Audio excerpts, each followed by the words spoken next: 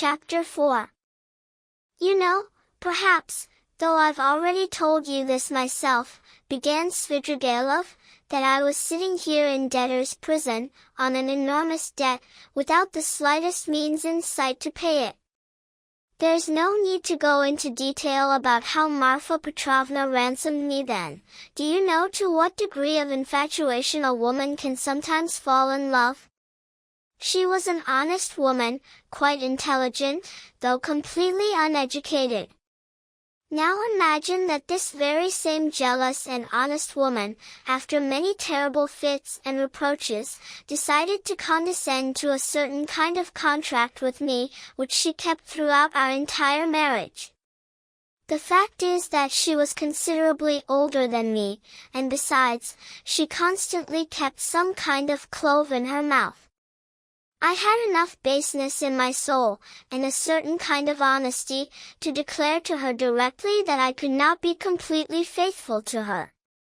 This confession drove her into a frenzy, but it seems my crude frankness pleased her in a certain way, so, he doesn't want to deceive me himself, since he declares it in advance. Well, and for a jealous woman that's the main thing. After many tears, a verbal contract of sorts was made between us. First, I would never leave Marfa Petrovna and would always remain her husband. Second, I would not go away anywhere without her permission. Third, I would never keep a permanent mistress. Fourth, for this Marfa Petrovna would allow me to occasionally cast my eye on servant girls, but only with her secret knowledge. Fifth, God forbid that I should fall in love with a woman of our class. Sixth, if by chance, God forbid, some great and serious passion should visit me, I must confess it to Marfa Petrovna. Regarding this last point, Marfa Petrovna was, however, quite calm throughout. She was an intelligent woman, and therefore could not look at me otherwise than as a libertine and rake who was incapable of serious love. But an intelligent woman and a jealous woman are two different things, and therein lies the trouble. However, to judge certain people impartially, one must abandon certain preconceived views and the habitual attitude toward the people and things that ordinarily surround us. I have the right to rely on your judgment more than on anyone else's. Perhaps you've already heard much that is ridiculous and absurd about Marfa Petrovna. Indeed, she had some very ridiculous habits. But I'll tell you directly that I sincerely regret the countless sorrows of which I was the cause. Well, and that's enough, I think, for a very decent oration funèbre for the most tender wife of the most tender husband. In our quarrels, I mostly kept silent and didn't get irritated, and this gentlemanly behavior almost always achieved its goal. It influenced her, and she even liked it. There were times when she was even proud of me. But she still couldn't bear your sister. And how did it happen that she risked taking such a beauty into her house as a governess? I explain it by the fact that Marfa Petrovna was a passionate and susceptible woman, and that she simply fell in love, literally fell in love, with your sister. Well, and what about Avdotya Romanovna? I understood very well, from the first glance, that things were bad here, and, what do you think, I decided not to raise my eyes to her. But Avdotya Romanovna herself took the first step. Do you believe it or not? Do you also believe that Marfa Petrovna even got angry with me at first for my constant silence about your sister, for being so indifferent to her continuous and loving remarks about Avdotya Romanovna? I don't understand what she wanted. Well, of course, Marfa Petrovna told Avdotya Romanovna everything about me down to the last detail. She had the unfortunate trait of telling absolutely everyone all our family secrets and constantly complaining about me to everyone. How could she pass up such a new and beautiful friend?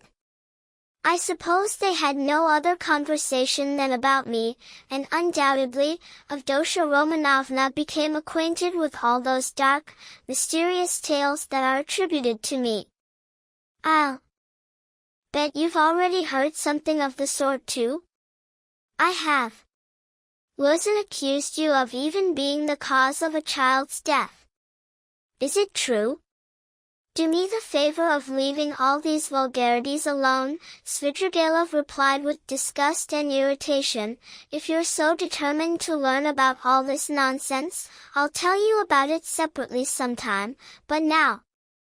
They also spoke about some servant of yours in the country, and that you were supposedly the cause of something there too, added Raskolnikov. Do me the favor, enough, interrupted Svidrigailov again with obvious impatience. Isn't that the servant who came to fill your pipe after his death? You told me about it yourself? Svidrigailov looked attentively at Raskolnikov, and it seemed to him that a malicious smile flashed momentarily in this look, like lightning, but Svidrigailov restrained himself and answered very politely. That's the very one. I see that all this interests you extremely, and I'll consider it my duty, at the first convenient opportunity, to satisfy your curiosity on all points. Damn it! I see that I really can appear to someone as a romantic figure. Judge, then, to what degree I must thank the late Marfa Petrovna for having told your sister so many mysterious and curious things about me. I dare not judge the impression, but in any case, it was advantageous for me. Despite all of Avdotya Romanovna's natural aversion to me, and despite my always gloomy and repulsive appearance, she finally began to pity me, to pity a lost man. And when a girl's heart begins to pity, that, of course, is most dangerous for her. Then she'll inevitably want to save, and reason with, and resurrect, and summon to nobler goals, and regenerate to a new life and activity. Well, you know what can be dreamed of in this way. I immediately sensed that the bird was flying into the net of its own accord, and, in my turn, I prepared. You seem to be frowning, Rodion Romanovich. Never mind, sir. The affair, as you know, came to nothing. Damn it, how much wine I'm drinking! You know, I've always been sorry, from the very beginning, that fate didn't let your sister be born in the 2nd or 3rd century of our era, somewhere, the daughter of a ruling prince or some governor or proconsul in Asia Minor. She would undoubtedly have been one of those who suffered martyrdom, and would certainly have smiled when they burned her breast with red-hot pincers. She would have gone to it deliberately herself, and in the 4th and 5th centuries she would have gone into the Egyptian desert and lived there for 30 years, feeding on roots, raptures, and visions. She herself only thirsts for this, and demands that she quickly accept some torment for someone's sake, and if you don't give her this torment, then she'll perhaps jump out the window. I've heard something about a certain Mr. Razumikin. He's a sensible fellow, they say, which his surname shows, a seminarian he must be. Well, let him look after your sister. In short, I think I understood her, and I consider this an honor. But then, that is, at the beginning of our acquaintance, you know yourself, one is always somehow more frivolous and stupider, sees things wrongly, sees the wrong thing. Damn it, why is she so beautiful? It's not my fault. In short, it began in me with the most irrepressible voluptuous impulse. Avdotya Romanovna is terribly, unheard of and unprecedented chaste. Note that I'm reporting this to you about your sister as a fact. She is chaste, perhaps to the point of illness, despite all her broad mind, and it will harm her. There happened to be a girl at our place, Parasha, black-eyed Parasha, who had just been brought from another village, a servant girl, whom I had never seen before, very pretty, but incredibly stupid. She burst into tears, raised a wail throughout the whole yard, and there was a scandal. Once, after dinner, Avdotya Romanovna deliberately sought me out alone in the garden alley, and with flashing eyes demanded that I leave poor Parasha alone.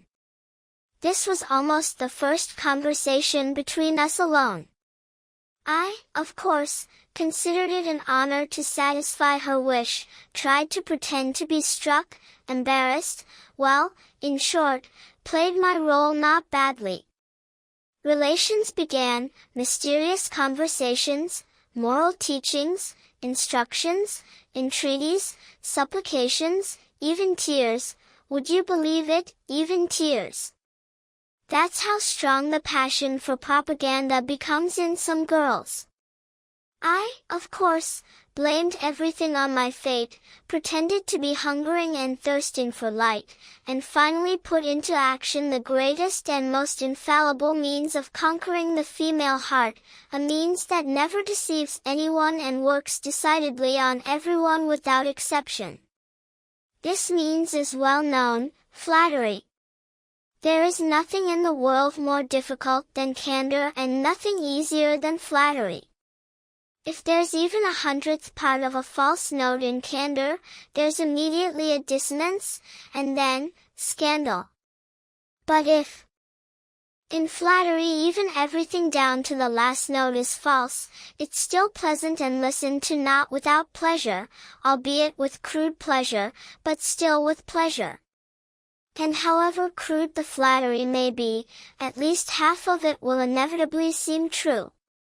And this is true for all levels of development and all strata of society. Even a Vestal virgin can be seduced by flattery. And as for ordinary people, there's nothing to say. I can't help laughing when I remember how I once seduced a lady devoted to her husband, her children, and her virtues. How merry it was and how little work it required. And the lady was indeed virtuous, at least in her own way. My whole tactic consisted in simply being crushed every minute and falling prostrate before her chastity. I flattered shamelessly, and as soon as I obtained a handshake, even a glance, I would reproach myself that I had wrested it from her by force, that she had resisted so much that I certainly would never have gotten anything if I myself had not been so depraved, that she, in her innocence, had not foreseen the deception and yielded unintentionally, not knowing it herself, not being aware of it, and so on and so forth. In short, I achieved everything, while my lady remained in the highest degree convinced that she was innocent and chaste and fulfilled all duties and obligations, and perished completely by accident. And how angry she was with me when I finally declared to her that, in my sincere conviction, she had sought pleasure just as much as I had. Poor Marfa Petrovna was also terribly susceptible to flattery, and if only I had wanted to, I would certainly have signed over all her estate to myself during her lifetime. However, I'm drinking a terrible amount of wine and talking too much. I hope you won't be angry if I mention now that the same effect began to come true with Avdotya Romanovna as well. But I was stupid and impatient myself and ruined everything. Avdotya Romanovna had been displeased several times before, and once particularly, with the expression of my eyes. Would you believe that? In short, a certain fire flashed in them ever more strongly and incautiously, which frightened her and finally became hateful to her. There's no need to tell the details, but we parted. Then I did something stupid again. I began, in the crudest way, to mock all these propagandas and conversions. Parasha came on the scene again, and not only she, in short, a Sodom began. Oh, if you had seen, Rodion Romanovich, even once in your life the eyes of your sister as they sometimes know how to flash. Never mind that I'm drunk now and have already drunk a whole glass of wine, I'm telling the truth. I assure you that this look visited my dreams. I finally couldn't bear even the rustle of her dress. Truly, I thought I would have an epileptic fit. I never imagined I could reach such a frenzy. In short, it was necessary to make peace, but it was already impossible. And imagine what I did then. To what degree of stupefaction rage can bring a man? Never undertake anything in rage, Rodion Romanovich. Calculating that Avdotya Romanovna was, in essence, a pauper. Excuse me, I didn't mean, but isn't it all the same if the same concept is expressed? In short, that she lives by the work of her hands, that she has her mother to support, and you? Damn it, you're frowning again. I decided to offer her all my money, up to 30,000 I could have realized even then, on condition that she run away with me, at least here, to Petersburg. Of course, I would have sworn eternal love, bliss, and so on and so forth. Would you believe it, I was so smitten then that if she had said to me, kill or poison Marfa Petrovna and marry me, it would have been done immediately. But it all ended with the catastrophe already known to you, and you yourself can judge to what rage I could have come when I learned that Marfa Petrovna had procured that vile clerk, Luzin, and had almost arranged a marriage, which, in essence, would have been the same thing I had proposed. Isn't that so? Isn't that so? It is, isn't it? I notice that you've begun to listen very attentively, an interesting young man. Svidrigailov struck the table with his fist impatiently. He had flushed. Raskolnikov saw clearly that the glass or glass and a half of champagne that he had drunk, sipping imperceptibly in little sips, had affected him morbidly, and he decided to take advantage of the opportunity. Svidrigailov was very suspicious to him. Well, after this I'm completely convinced that you came here with my sister in mind, he said to Svidrigailov directly and without concealment, to provoke him even more. Oh, come now, give it a rest, Svidrigailov suddenly exclaimed, as if catching himself. I already told you, and besides, your sister can't stand me. Yes, that's exactly what I'm convinced of, that she can't stand you. But that's not the point now. And you're convinced she can't stand me? Svidrigailov squinted and smiled mockingly.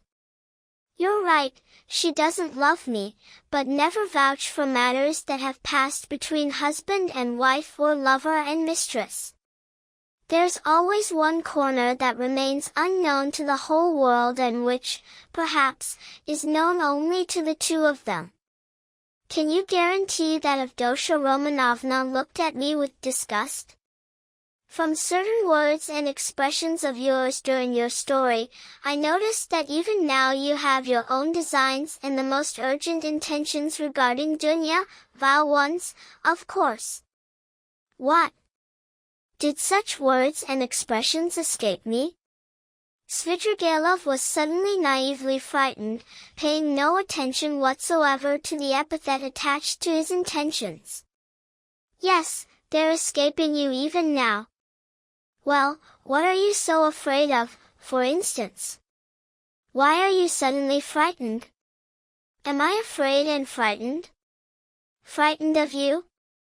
You should rather be afraid of me, cher ami. And what nonsense, though. But I'm drunk, I can see that, I nearly let something slip again. To hell with wine.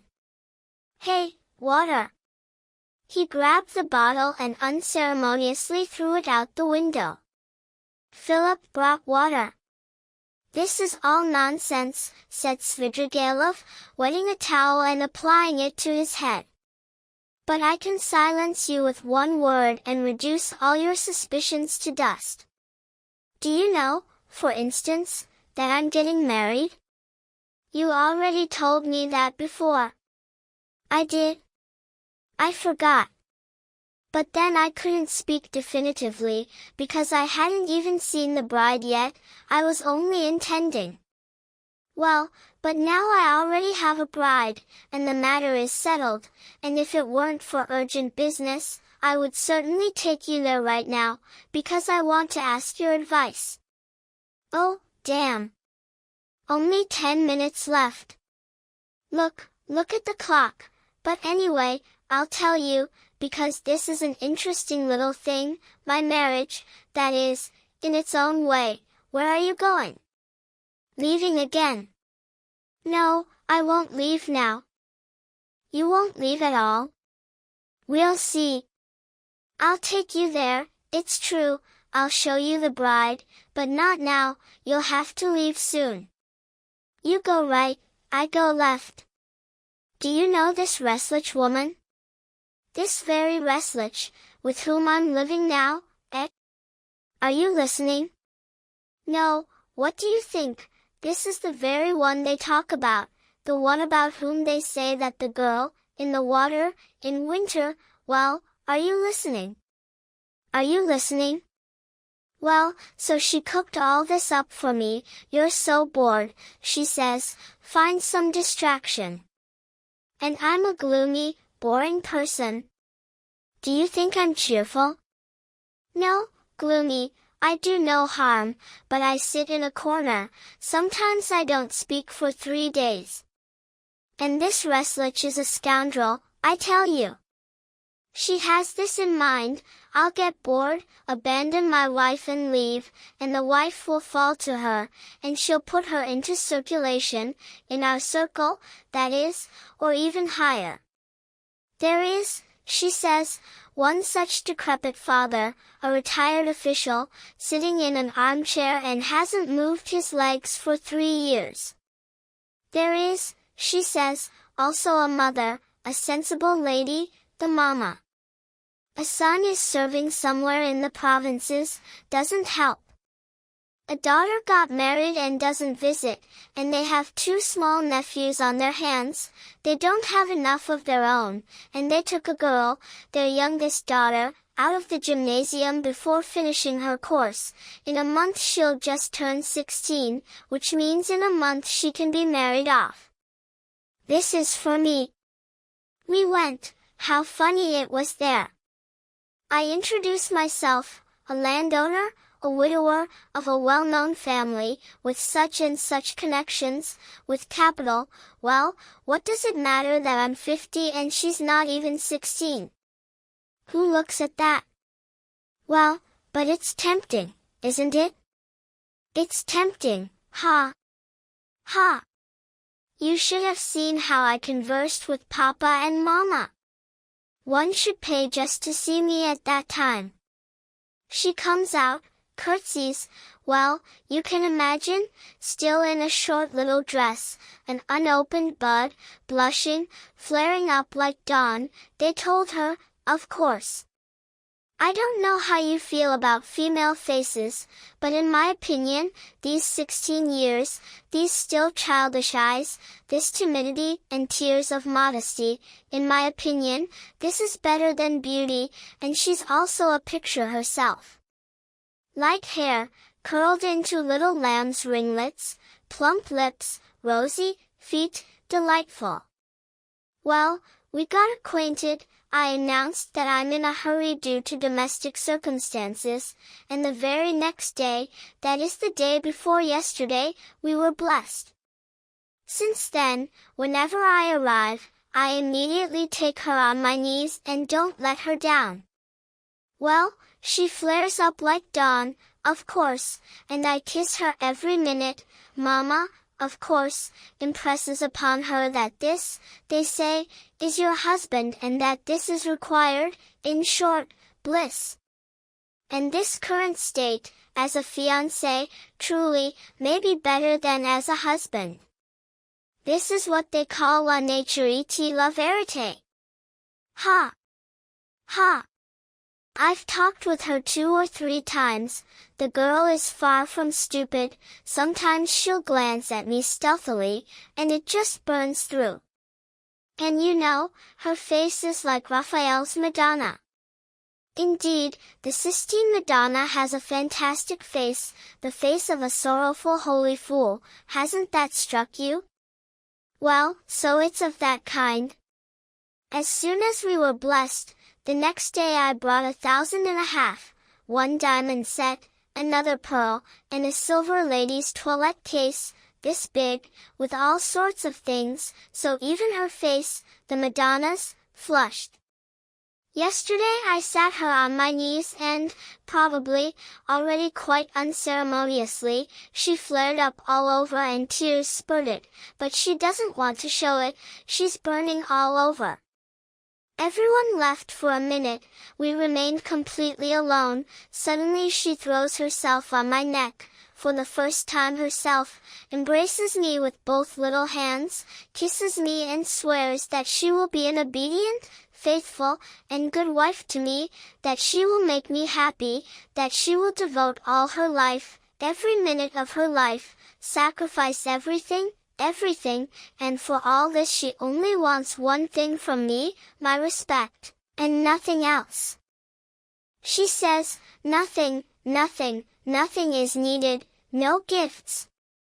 You must agree yourself, cher ami, that to hear such a confession in private from such a 16-year-old little angel, in a tulle dress, with curled ringlets, with the blush of maiden modesty and with tears of enthusiasm in her eyes, you must agree yourself, it's quite tempting. It's tempting, isn't it? It's worth something, isn't it? Well, isn't it worth it? Well, listen, let's go to my bride, just not right now. In a word, this monstrous difference in years and development excites lust in you. And are you really going to marry like this? Why not? Absolutely. Everyone looks after himself, and he who knows best how to deceive himself lives most merrily. Ha! Ha! But why have you thrown yourself so completely into virtue? Spare me, my good man, I'm a sinful person. Ha! Ha! Ha! Yet you've provided for Katerina Ivanovna's children. However, you had your own reasons for that. I understand everything now. I love children in general, I love children very much, Svidrigailov laughed. On this account I can even tell you one very curious episode that's still continuing. On my very first day after arrival, I went around to all these sewers. Well, after 7 years I just threw myself into it. You've probably noticed that I'm in no hurry to join my company, with my former friends and acquaintances. Well, and I'll get along without them as long as possible. You know, at Marfa Petrovna's in the country, I was tormented to death by memories of all these mysterious places and little places where, whoever knows, can find much. Devil take it! The people drink, the educated youth burns itself out in impossible dreams and reveries from idleness, becomes deformed in theories, Jews have come from somewhere, hiding money, and all the rest are debauching. The city just reeked at me from the first hours with a familiar smell. I ended up at one so-called dance evening, a terrible sewer, and I love sewers precisely with filth. Well, of course, a can-can such as doesn't exist and didn't exist in my time. Yes, sir, there's progress in this. Suddenly I look, a girl, about 13, charmingly dressed, dancing with one virtuoso, another is vis-a-vis before her. At the wall on a chair sits her mother. Well, you can imagine what kind of can-can. The girl is embarrassed, blushes, finally takes offense and begins to cry. The virtuoso grabs her and starts spinning her and performing before her. Everyone around is laughing. I love our public at such moments, even if it's a can-can public. They laugh and shout, "That's right, serves her right. Don't bring children." Well, I don't care, and it's none of my business, whether they console themselves logically or not. I immediately marked my place, sat down next to the mother, and began talking about how I'm also a visitor, how everyone here is so ignorant, how they don't know how to distinguish true merits and show proper respect. I made it known that I have a lot of money. I invited them to ride home in my carriage. I took them home, got acquainted. They're staying in some little room from tenants, just arrived. They informed me that both she and her daughter can accept my acquaintance only as an honor. I learned that they have nothing, and came to petition for something in some office. I offer services, money. I learned that they went to the evening by mistake, thinking they really teach dancing there. I offer to contribute from my side to the education of the young lady, in French language and dances. They accept with delight, consider it an honor, and I'm still acquainted with them. If you want, let's go, but not right now. Stop your vile, base anecdotes, depraved, base, lustful man. Our Schiller. OVATL lover to se nature. And you know, I'm purposely telling you such things to hear your outcries. A pleasure.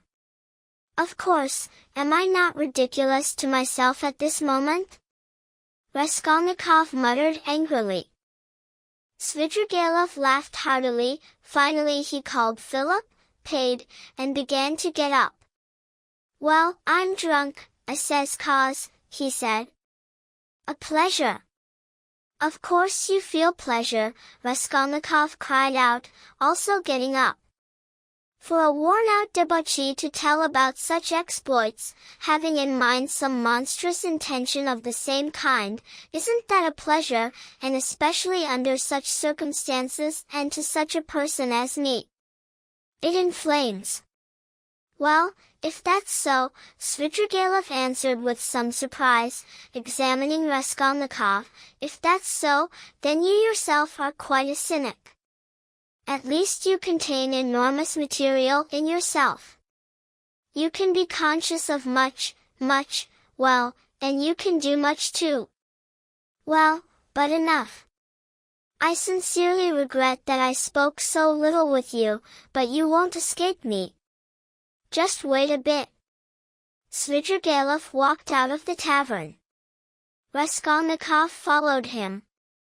Svidrigailov, however, was not very drunk. The intoxication only hit his head for a moment, and the drunkenness was passing with each minute. He was preoccupied with something extremely important, and was frowning. Some expectation was visibly agitating and disturbing him. In the last few minutes with Raskolnikov, he had somehow suddenly changed and with each minute was becoming coarser and more mocking. Raskolnikov noticed all this and was also anxious. Svidrigailov had become very suspicious to him. He decided to follow him. They came out onto the sidewalk. You go right, and I go left, or if you like, the other way around, only, adieu mon plaisir, until our joyful meeting. And he went to the right toward Senaya Square. Chapter 5. Raskolnikov followed him. What's this? Cried Svidrigailov, turning around. I believe I said. It means that I won't leave you alone now. What? They both stopped, and both looked at each other for a minute, as if measuring each other. From all your half-drunk stories, Raskolnikov cut sharply, I have concluded positively that you have not only not abandoned your vilest designs on my sister, but are even more occupied with them than ever. I know that this morning my sister received some kind of letter. You couldn't sit still all this time. You may have dug up some wife along the way, but that means nothing. I wish to verify this personally. Raskolnikov himself could hardly define what exactly he wanted now and what exactly he wished to verify personally. Is that so? And what if I call the police right now? Call them. They stood for another minute facing each other. Finally, Svidrigaïlov's face changed. Having verified that Raskolnikov was not frightened by the threat, he suddenly assumed the most cheerful and friendly appearance. What a fellow! I purposely haven't started talking with you about your affair, though I'm tormented by curiosity, of course. A fantastic affair. I had put it off until another time, but really, you're capable of provoking a dead man. Well, let's go, but I'll tell you in advance, I'm only going home for a minute now to grab some money, then I'll lock up the apartment, take a cab and spend the whole evening on the islands. Well, why should you follow me? I'm going to the apartment for now, but not to yours, but to Sofya Semyonovna's, to apologize for not being at the funeral. As you wish, but Sofya Semyonovna is not at home. She took all the children to a noble old lady, an old acquaintance of mine and administrator of some orphan institutions. I charmed this lady by bringing her money for all 3 of Katerina Ivanovna's chicks, and besides, I donated more money to the institutions. Finally, I told her Sofya Semyonovna's story, even with all the honors, hiding nothing. It produced an indescribable effect. That's why Sofya Semyonovna was appointed to appear today, directly at the Sky Hotel, where my lady is temporarily staying, from her dacha. No matter, I'll stop by anyway. As you wish, but I'm not your companion, and what do I care? Here we are home now. Tell me, I'm convinced you look at me suspiciously because I myself have been delicate enough not to bother you with questions until now, you understand?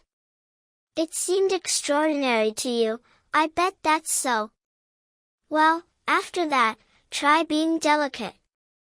And eavesdropping at doors. Ah, you mean that? Svidrigaïlov laughed. Yes, I would be surprised if, after everything, you let that pass without remark. Ha! Ha! Though I understood something from what you pulled off and told Sofya Semyonovna yourself, but still, what is it? Perhaps I'm a completely backward person and can't understand anything anymore. Explain, for God's sake, my dear fellow. Enlighten me with the latest principles. You couldn't have heard anything, you're lying about everything. But I'm not talking about that, not about that, though I did hear something, by the way, no, I'm talking about how you keep groaning and groaning. The Schiller in you is troubled every minute. And now don't eavesdrop at doors. If that's the case, go and report to the authorities that, they say, such and such happened to me, a small error occurred in the theory. But if you're convinced that one shouldn't eavesdrop at doors, but one can crack old women with anything, for one's own pleasure, then go somewhere quickly to America. Run, young man. There may still be time. I'm speaking sincerely. Is it money you lack? I'll give you money for the road. I'm not thinking about that at all, Raskolnikov interrupted with disgust. I understand, but don't trouble yourself. If you want, you don't have to say much. I understand what questions you have in progress. Moral ones, is it? Questions of the citizen and the man? But set them aside, why do you need them now? Ha, ha! Because you're still both a citizen and a man? But if so, then you shouldn't have gotten involved, you shouldn't take on business that's not yours. Well, shoot yourself. What, don't you want to? You seem to want to provoke me on purpose, just so I'll leave you alone now. What an oddball. But we've already arrived. Welcome to the stairs. See, here's the entrance to Sofia Semyonovna's. Look, there's no one. Don't believe me? Ask Kapernaumov, she gives them the key. Here she is herself, Madame de Kapernaumov, eh? What? She's a bit deaf, gone. Where? Well, did you hear now? She's not here and won't be until late evening, perhaps. Well, now let's go to my place. You wanted to come to me too, didn't you? Well, here we are at my place. Madame Reslich is not at home. This woman is always busy, but a good woman, I assure you. Perhaps she would have been useful to you if you were a bit more sensible. Well, you see, I'm taking this 5% bond from the bureau. Look how many more I have. And this one will go to the money changers today. Well, did you see? I have no more time to waste. The bureau is locked, the apartment is locked, and we're on the stairs again. Well, shall we hire a cab? I'm going to the islands, you know. Would you like a ride? Here, I'm taking this carriage to Yelagin. What? You refuse? Can't take it? Let's go for a ride, it's nothing. It seems rain is coming on, nothing, we'll put the top down. Svidrigailov was already sitting in the carriage. Raskolnikov decided that his suspicions, at least at this moment, were unjust. Without answering a word, he turned and walked back towards Senaya Square. If he had turned around even once on the way, he would have managed to see how Svidrigailov, having driven no more than 100 steps, paid off the carriage and found himself on the sidewalk. But he could no longer see anything and had already turned the corner. Deep disgust drew him away from Svidrigailov. And I could expect anything even for a moment from this crude villain, from this lustful debauchee and scoundrel, he cried involuntarily. The truth is that Raskolnikov pronounced his judgment too hastily and frivolously. There was something in Svidrigailov's entire situation that at least gave him some originality, if not mysteriousness. As for his sister in all this, Raskolnikov remained convinced for certain that Svidrigailov would not leave her in peace. But it was becoming too heavy and unbearable to think over all this. According to his habit, having been left alone, he fell into deep thought within 20 steps. Having climbed onto the bridge, he stopped at the railings and began to look at the water. And meanwhile Avdotya Romanovna was standing above him. He had met her at the entrance to the bridge, but passed by without recognizing her. Dunechka had never encountered him like this on the street before and was struck with fear. She stopped and didn't know, should she call out to him or not. Suddenly she noticed Svidrigailov hastily approaching from the direction of Senaya Square. But he seemed to be approaching mysteriously and cautiously. He didn't come onto the bridge, but stopped to the side, on the sidewalk, trying with all his might to prevent Raskolnikov from seeing him. He had noticed Dunya long ago and began making signs to her. It seemed to her that with his signs he was begging her not to call out to her brother and to leave him in peace, but was calling her to himself. That's what Dunya did. She quietly walked around her brother and approached Svidrigailov.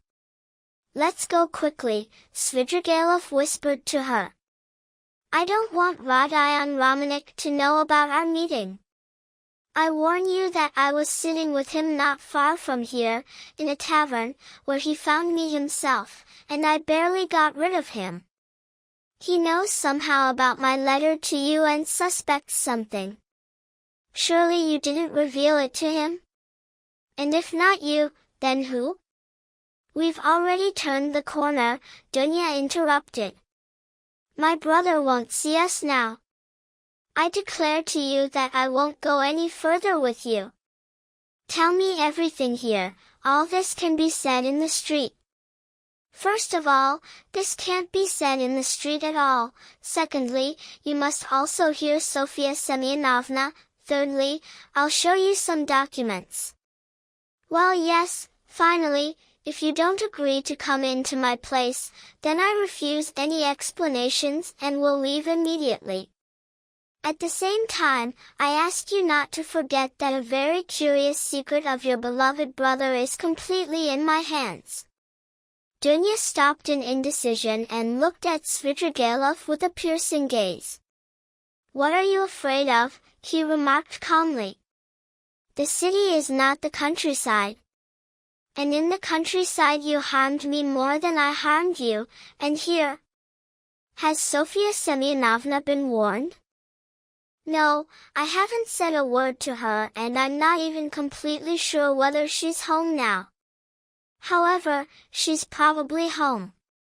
She buried her relative today, not the kind of day to go visiting. For the time being, I don't want to tell anyone about this and I even partly regret that I informed you. The slightest carelessness here is equivalent to denunciation. I live right here, in this house, we're approaching it now.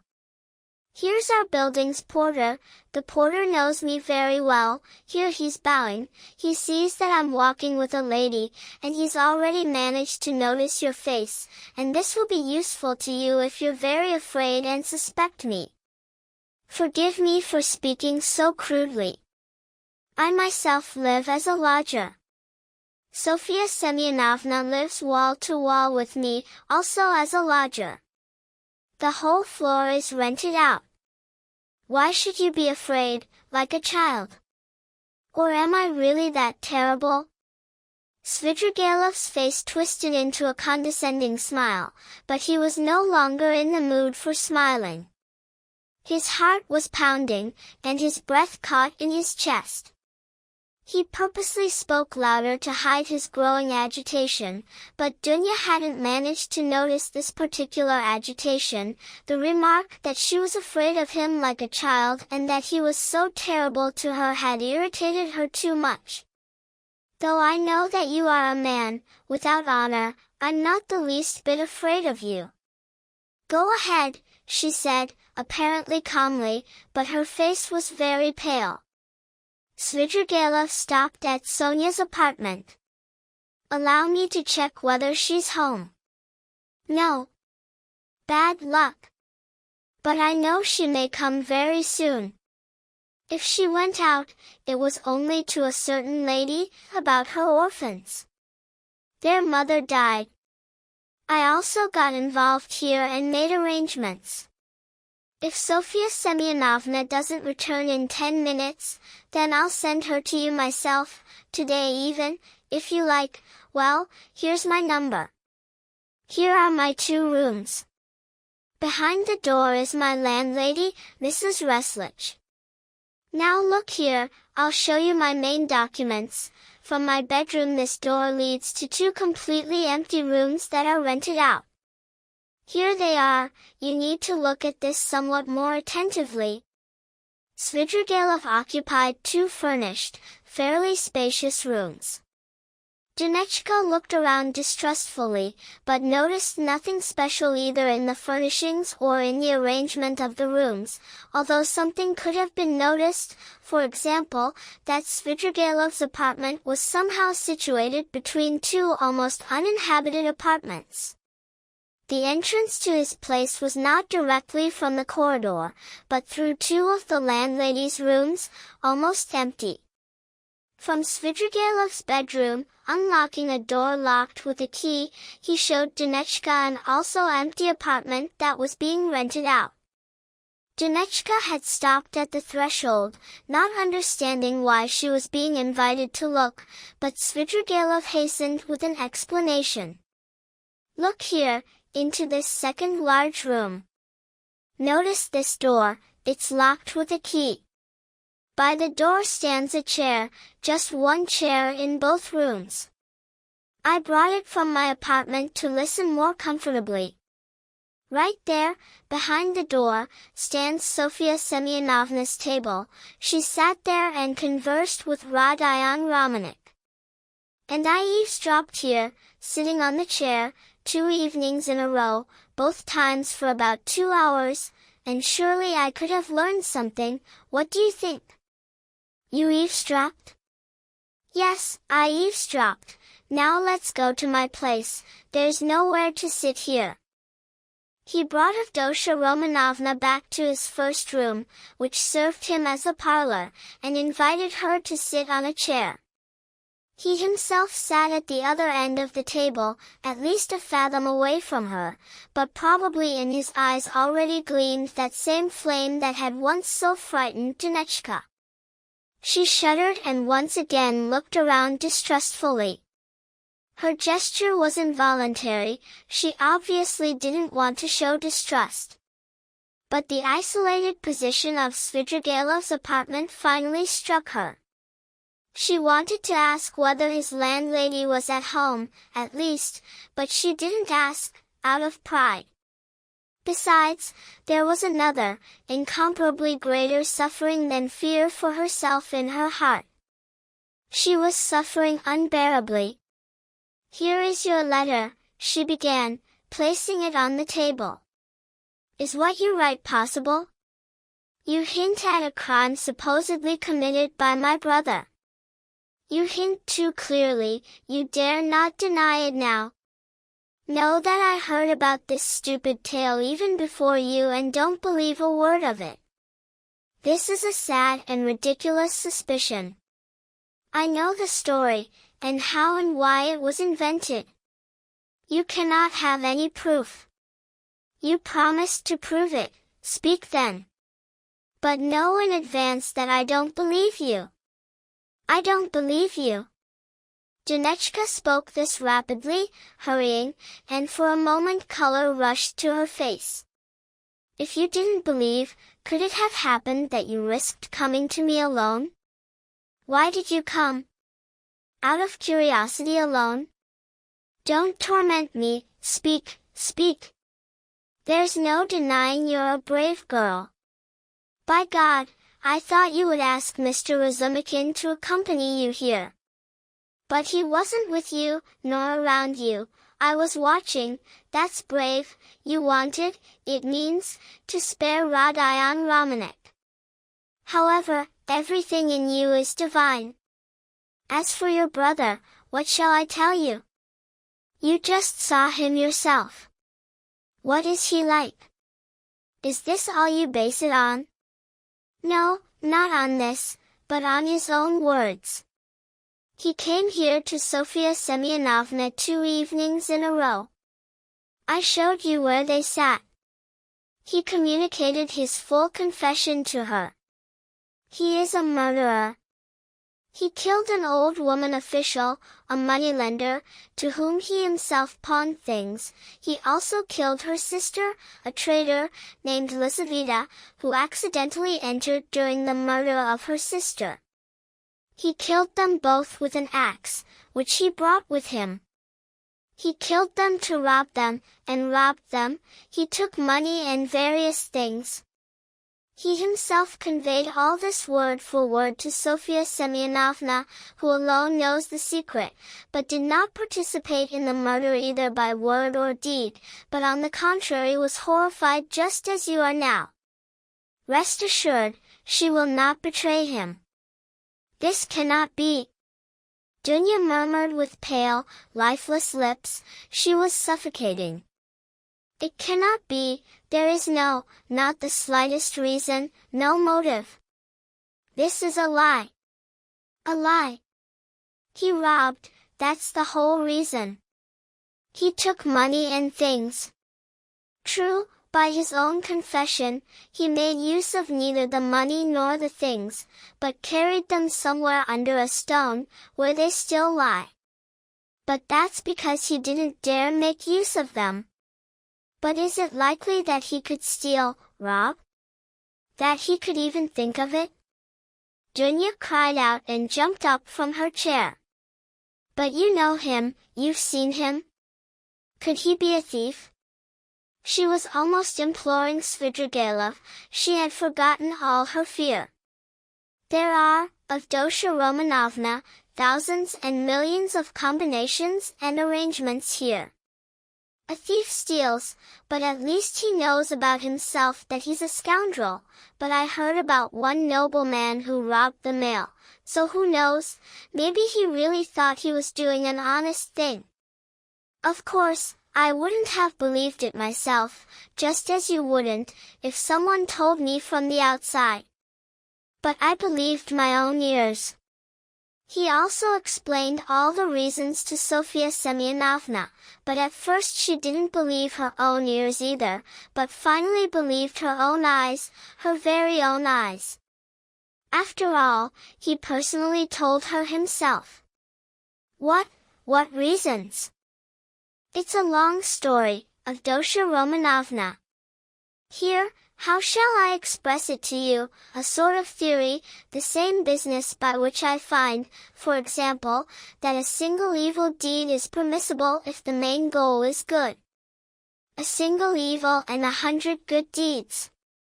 Of course, it's offensive for a young man with merits and with immeasurable pride to know that if he only had, for example, some 3,000, his whole career, his entire future in life would be formed differently, but meanwhile these 3,000 aren't there.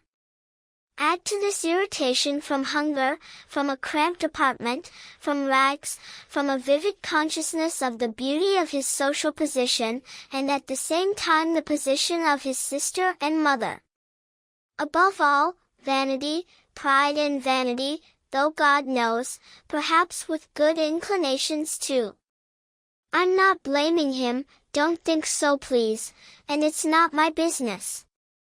There was also his own little theory, just a theory, by which people are divided, you see, into material and into special people, that is, into such people for whom, by their high position, the law is not written, but on the contrary, who themselves compose laws for the rest of the people, for the material, for the trash. Nothing much, just a little theory, un theory comme un autre. Napoleon fascinated him terribly, that is, specifically what fascinated him was that very many men of genius didn't look at a single evil deed, but stepped over it without thinking. He seems to have imagined that he too was a man of genius, that is, he was convinced of it for a certain time. He suffered greatly and still suffers from the thought that he was able to compose the theory, but to step over without thinking he's not capable, therefore, he's not a man of genius. He's furious now that it didn't turn out as planned, that it turned out as if it were an imitation. Well, and that's humiliating for a young man with pride, especially in our age. And remorse of conscience? So you deny in him any moral feeling? Is he really like that? Ah, Avdotya Romanovna, now everything is confused, that is, however, it never was in any particular order. Russian people are generally broad people, Avdotya Romanovna, broad as their land, and extraordinarily inclined to the fantastic, to the disorderly, but the trouble is to be broad without special genius. And do you remember how much we talked about this very thing and on this very theme, the two of us, sitting on the terrace in the garden in the evenings, every time after dinner? You even reproached me precisely for this broadness. Who knows, perhaps we were talking at the very same time when he was lying here and thinking over his own plan. In our educated society there are really no sacred traditions, of Dosha Romanovna. At best someone somehow composes something for himself from books, or deduces something from the chronicles. But those are mostly scholars and, in their own way all pedants, so that it's even unseemly for a worldly person. However, my opinions in general. I decidedly blame no one. I'm an idler myself, and I stick to that. But we've already talked about this more than once. I even had the happiness of interesting you with my judgments. You're very pale, of Dosha Romanovna. I know this theory of his. I read his article in the journal about people for whom everything is permitted. Razumikin brought it to me. Mr. Razumikin? An article by your brother? In a journal? Is there such an article? I didn't know. It must be curious. But where are you going, Avdotya Romanovna? I want to see Sofia Semyonovna, said Dunechka, breathlessly. How can I get to her? She may have come, I absolutely must see her now. Let her. Avdotya Romanovna could not finish, her breath literally stopped. Sofia Semyonovna won't return until night. So I suppose. She should have come very soon, but if not, then very late. Ah, so you're lying. I see, you lied about everything. I don't believe you. I don't believe you. I don't believe you. Dunechka screamed in real frenzy, completely losing her head. Almost in a faint, she fell onto the chair that Svidrigailov hastened to put out for her. Avdotya Romanovna, what's wrong with you? Come to your senses. Here's water. Take one sip. He splashed water on her. Dunechka shuddered and came to her senses. It had a strong effect. Svidrigailov muttered to himself, frowning. Avdotya Romanovna, calm yourself. Know that he has friends. We'll save him, rescue him. Do you want me to take him abroad? I have money, I'll get a ticket in 3 days. And as for the fact that he killed, he'll still do many good deeds, so that all this will be redeemed. Calm yourself. He may yet be a great man. Well, what's wrong with you? How do you feel? Evil man. He's still mocking. Let me go. Where are you going? Where? To him. Where is he? Do you know? Why is this door locked? We entered through this door, and now it's locked with a key.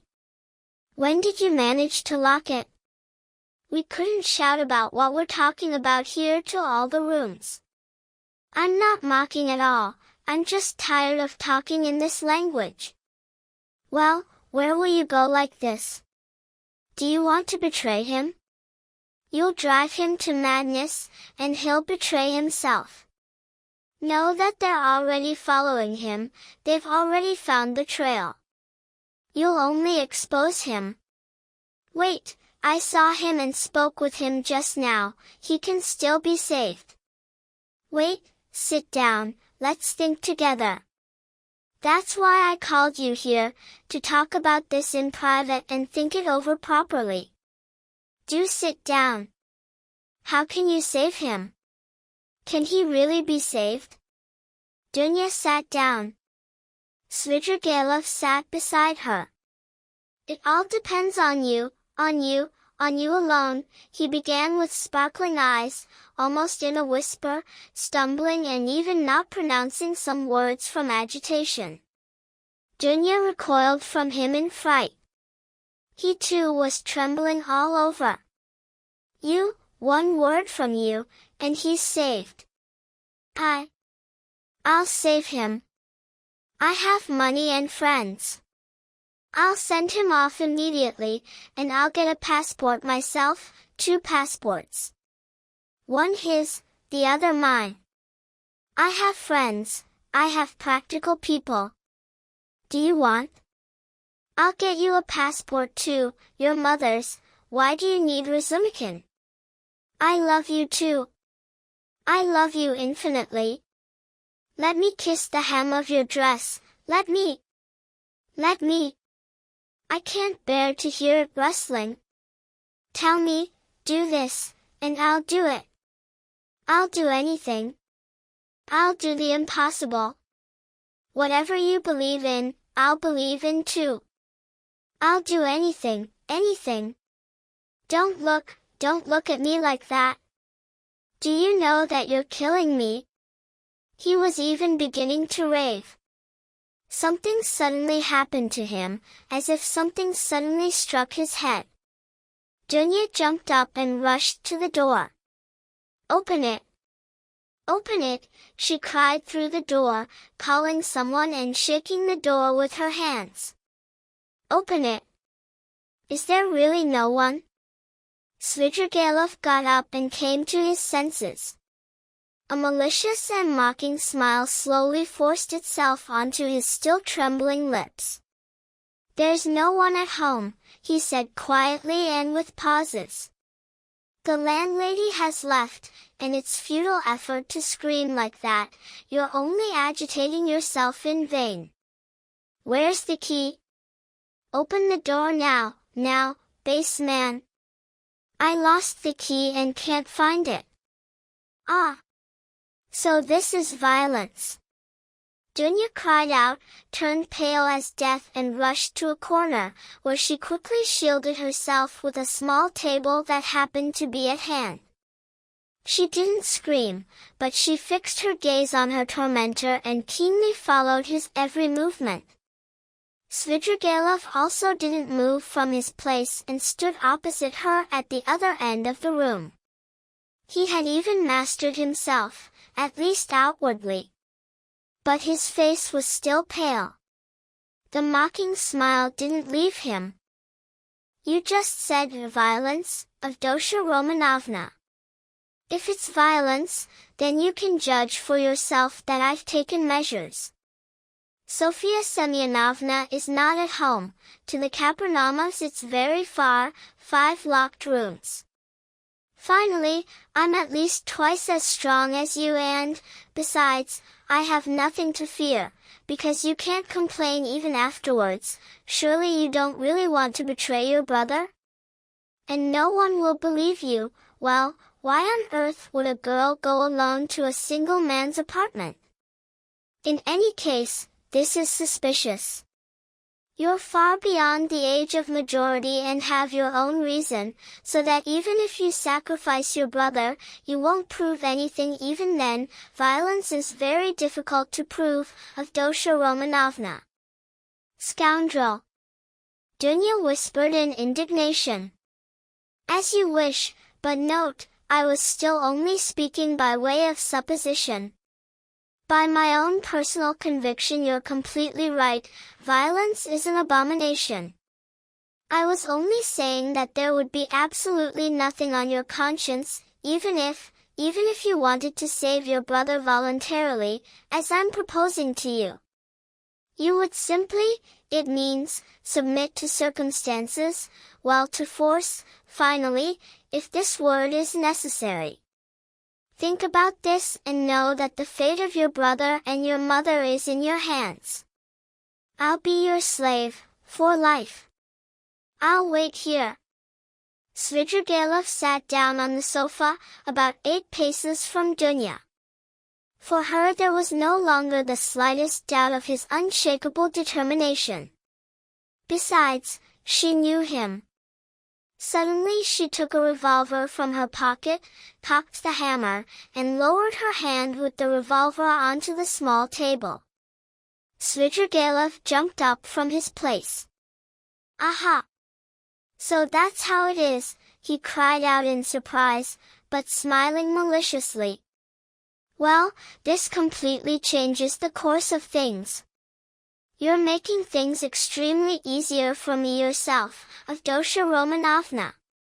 But where did you get the revolver? Not from Mr. Razumikin, is it? Bah!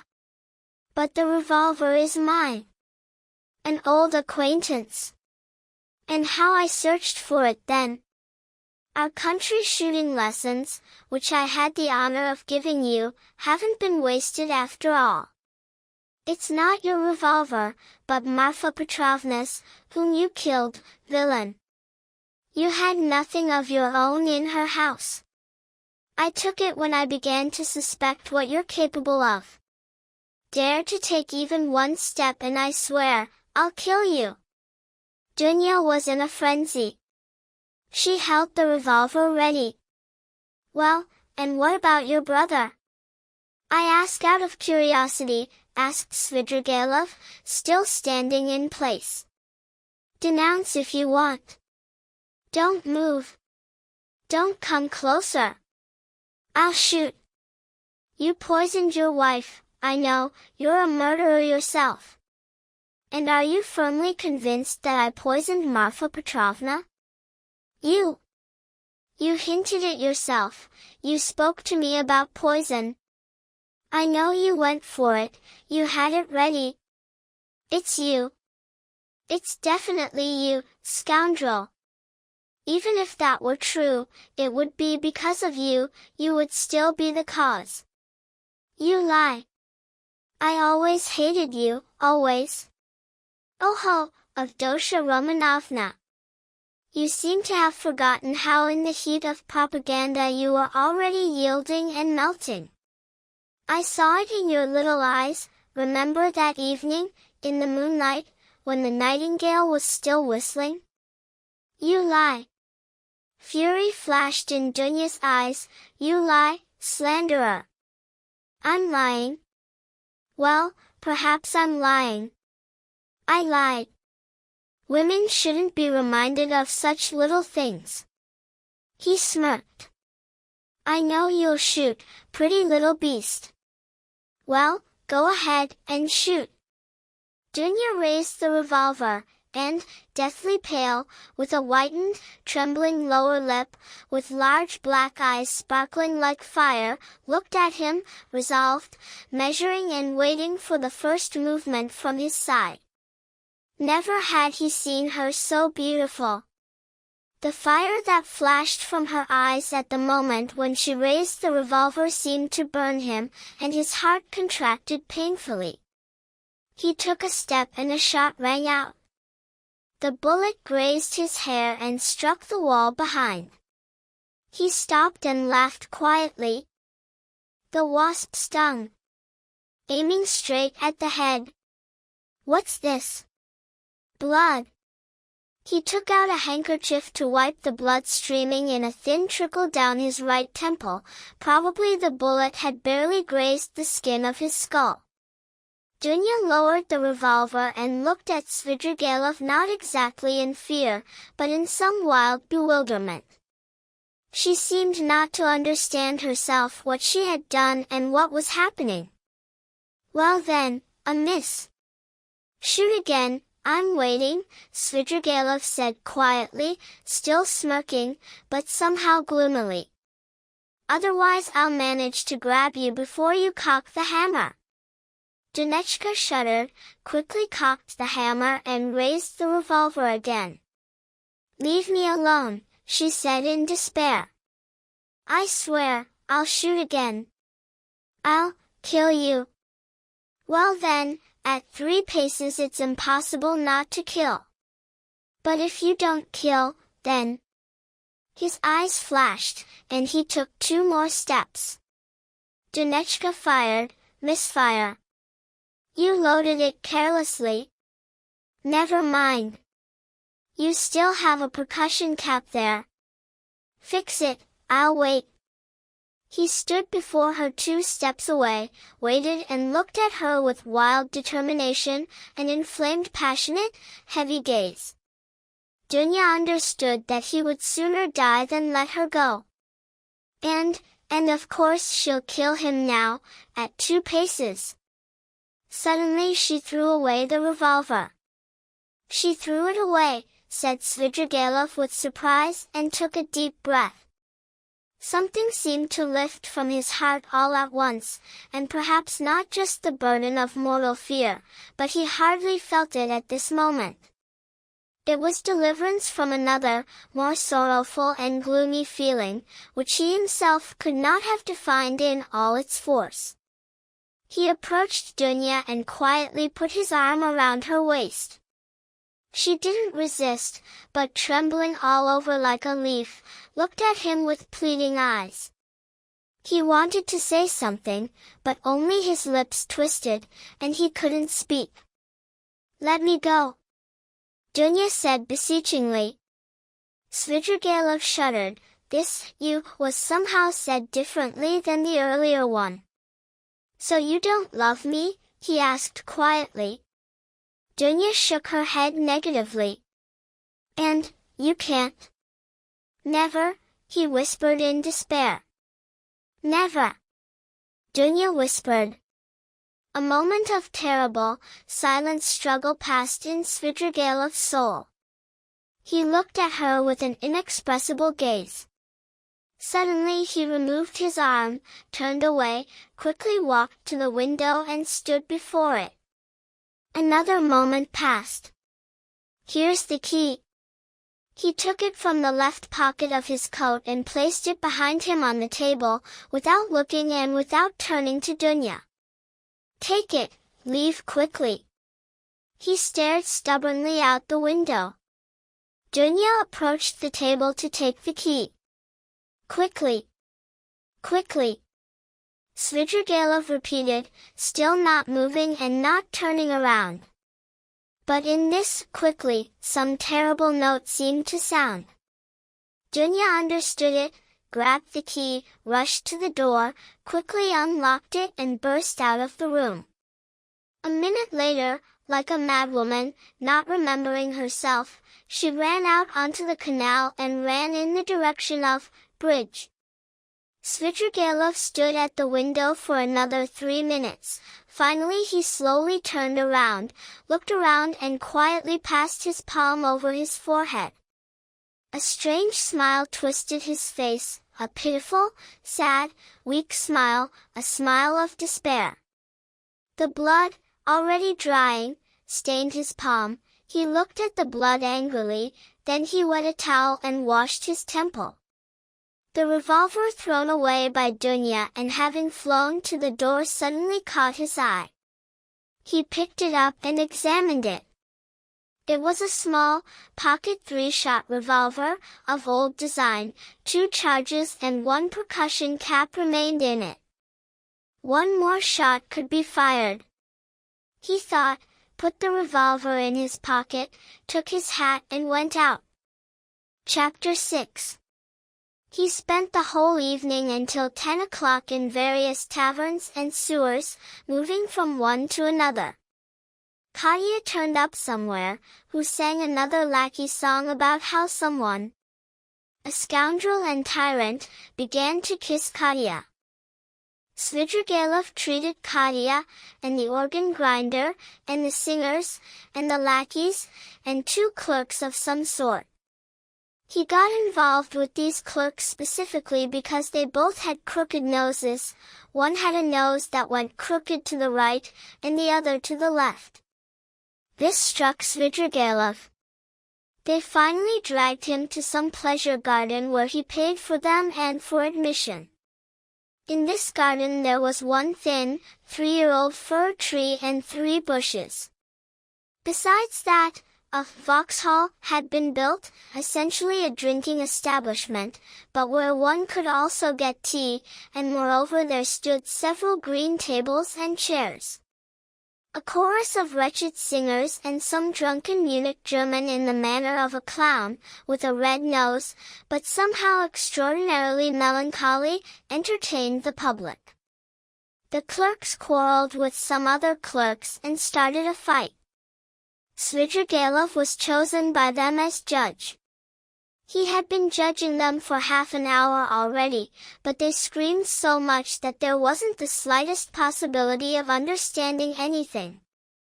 Most likely it was that one of them had stolen something and had even managed to sell it right there to some Jew who happened along, but having sold it, he didn't want to share with his companion. It turned out finally that the sold object was a teaspoon belonging to the Vauxhall. The Vauxhall missed it, and the matter began to take on troublesome dimensions.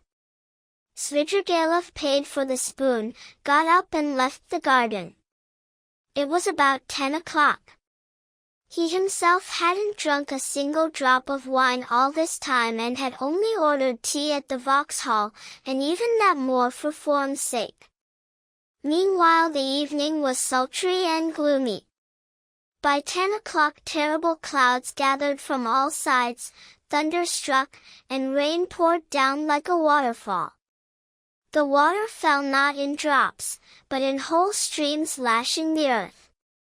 Lightning flashed every minute, and one could count to 5 during each flash. Soaked to the bone, he reached home, locked himself in, opened his bureau, took out all his money and tore up 2 or 3 papers.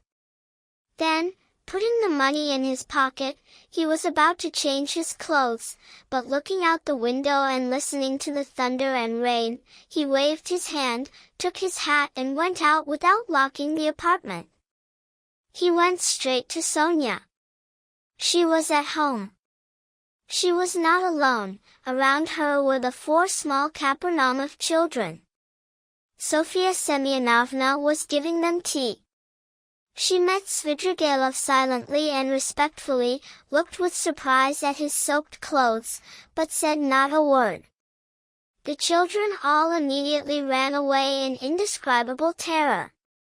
Svidrigailov sat down at the table and asked Sonia to sit beside him. She timidly prepared to listen.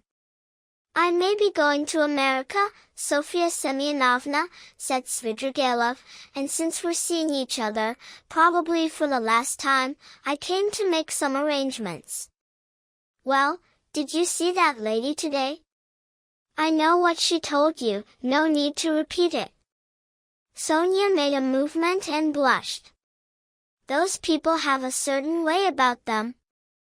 As for your little sisters and brother, they're really settled, and the money due to them has been given by me for each one, under receipts, to the proper hands, into safe hands. You should take these receipts, just in case. Here, take them. Well then, that's finished. Here are 3 5% bonds, totaling 3,000. You take these for yourself, specifically for yourself, and let this remain between us, so that no one knows, whatever you may hear. You'll need them, because, Sofya Semyonovna, to live as before is bad, and there's no need for you to any more. I'm so obliged to you, sir, and the orphans, sir, and the deceased," Sonia hurried, "that if I've thanked you so little until now, then, don't think. Enough, enough. But these money, Arkady Ivanovich, I'm very grateful to you, but I really don't need them now. I can always support myself alone, don't consider it ingratitude. If you're so beneficent, then this money, sir. For you, Sofya Semyonovna, and please without special conversation, because I don't even have time. And you'll need it. Rodion Romanik has 2 roads, either a bullet in the forehead, or the Vladimir road." Sonia looked at him wildly and trembled.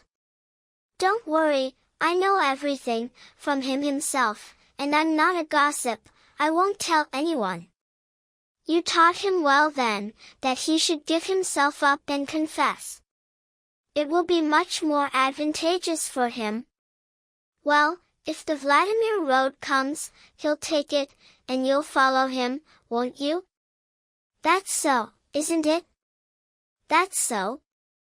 Well, and if so, then it means the money will be needed. For him it will be needed, you understand? Giving it to you, it's the same as giving it to him. Besides, you promised to pay Amalia Ivanovna's debt, I heard. Why is it, Sofia Semyonovna, that you so thoughtlessly take upon yourself all such contracts and obligations? It was Katerina Ivanovna who owed this German woman, not you, so you should spit on the German woman. That's not how to live in this world. Well then, if anyone asks you sometime, well, tomorrow or the day after, about me, or concerning me, and you will be asked, don't mention that I stopped by to see you now, and by no means show the money or say that I gave it to you, to anyone. Well, now goodbye. He got up from the chair. Give my regards to Rodion Romanik. By the way, keep the money for the time being with Mr. Razumikin. You know Mr. Razumikin? Of course you know him. He's a decent enough fellow. Take it to him tomorrow, or, when the time comes. And until then hide it away. Sonia also jumped up from her chair and looked at him in fright. She very much wanted to say something, to ask something, but in the first minutes she didn't dare, and didn't know how to begin. How can you, sir, now in such rain and go? Well, when you're going to America, should you be afraid of rain, ha? Ha! Goodbye, my dear, Sofia Semyonovna. Live and live long, you'll be useful to others.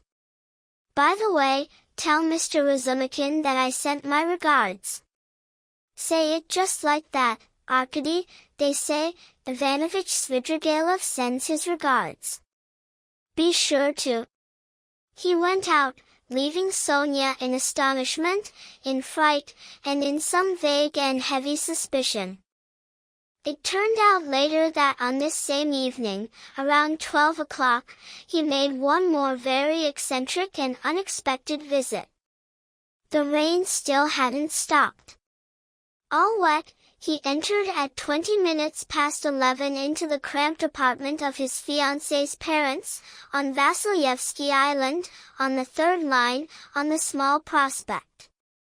He had difficulty being admitted and at first produced great confusion, but Arkady Ivanovich, when he wanted, was a man with very charming manners, so that the initial, though, however, very shrewd, guess of the sensible parents of the bride, that Arkady Ivanovich had probably already gotten himself so drunk somewhere that he no longer remembered himself, immediately fell away of its own accord.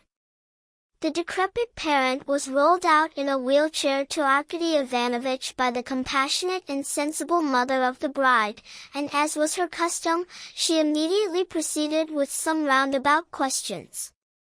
This woman never asked direct questions, but always first set in motion smiles and hand-rubbing, and then, if she needed to find out something absolutely and surely, for example, when would Arkady Ivanovich be pleased to set the wedding date, she would begin with the most curious and almost greedy questions about Paris and about the court life there, and only then would she gradually work her way to the third line of Vasilyevsky Island. At another time all this, of course, commanded much respect, but this time Arkady Ivanovich proved somehow particularly impatient and flatly wished to see his bride as soon as possible, although he had already been told at the very beginning that the bride had already gone to bed. Of course, the bride appeared. Arkady Ivanovich informed her directly that for a time he must leave Petersburg due to a very important circumstance, and therefore he had brought her 15,000 rubles in silver, in various bonds, asking her to accept them from him as a gift, since he had long been planning to give her this trifle before the wedding. The particular logical connection of the gift with his immediate departure and the absolute necessity of coming for this purpose in the rain and at midnight, of course, was not at all revealed by these explanations, but the matter nevertheless went off very smoothly. Even the most necessary O's and ahs, questions and exclamations somehow suddenly became extraordinarily moderate and restrained. On the other hand, the most ardent gratitude was displayed and even reinforced by tears from the most sensible of mothers. Arkady Ivanovich got up, laughed, kissed his bride, patted her on the cheek, confirmed that he would come soon, and noticing in her little eyes not only childish curiosity, but also some very serious, silent question, thought, kissed her again and felt genuinely annoyed in his soul that his gift would immediately go into safekeeping under lock and key of the most sensible of mothers. He went out, leaving everyone in an unusually excited state. But the compassionate mamma immediately, in a half-whisper and rapidly, resolved some of the most important perplexities, namely, that Arkady Ivanovich was a great man, a man with business and connections, a rich man, God knows what's in his head, he took a notion and went, he took a notion and gave money, and therefore there's nothing to wonder at. Of course, it's strange that he's all wet, but Englishmen, for example, are even more eccentric, and all these high society people don't care what's said about them and don't stand on ceremony. Perhaps he even goes like this on purpose, to show that he's not afraid of anyone. And most importantly, not a word about this to anyone, because God knows what may come of it, and the money should be locked up as soon as possible, and surely, the best thing in all this is that Fedosia sat in the kitchen, and most importantly, by no means should anything be communicated to that swindler Reslich, and so on and so forth. They sat and whispered until about 2 o'clock. The bride, however, went to bed much earlier, surprised and even a little sad. And Svidrigailov meanwhile was crossing the bridge at exactly midnight, heading toward the Petersburg side. The rain had stopped, but the wind was roaring. He began to shiver and for 1 minute looked with some special curiosity and even with a question at the black water of the little Neva. But he soon felt very cold standing over the water. He turned and walked on to Prospect. He strode along the endless Prospect for a very long time already, almost half an hour, stumbling more than once in the darkness on the wooden pavement, but never ceasing to search for something with curiosity on the right side of the Prospect. There somewhere, already at the end of the Prospect, he had noticed, driving past recently, a hotel, wooden but extensive, and its name, as far as he remembered, was something like Adrianople. He was not mistaken in his calculations. This hotel in such a wilderness was such a conspicuous point that it was impossible not to find it, even in the darkness. It was a long, wooden, blackened building, in which, despite the late hour, lights still shone and some animation was noticeable. He entered and asked a ragged fellow he met in the corridor for a room. The ragged fellow, having looked Svidrigailov over, pulled himself together and immediately led him to a distant room, stuffy and cramped, somewhere at the very end of the corridor, in a corner, under the stairs. But there was no other, all were occupied. The ragged fellow looked questioningly. "Is there tea?" asked Svidrigailov. "That's possible, sir." "What else is there?" "Veal, sir, vodka, sir, appetizers, sir." "Bring veal and tea." "Don't you want anything else?" the ragged fellow asked even with some bewilderment. "Nothing, nothing." The ragged fellow left, completely disappointed. It must be a good place, thought Svidrigailov. How did I not know about it? I probably also look like someone returning from a café chantant, but who has already had an adventure on the way. But it's curious, however, who stops and spends the night here? He lit a candle and examined the room more closely. It was a cubbyhole so small that it was almost not suitable for Svidrigaïlov's height, with one window, the bed very dirty, a simple painted table and chair occupied almost all the space.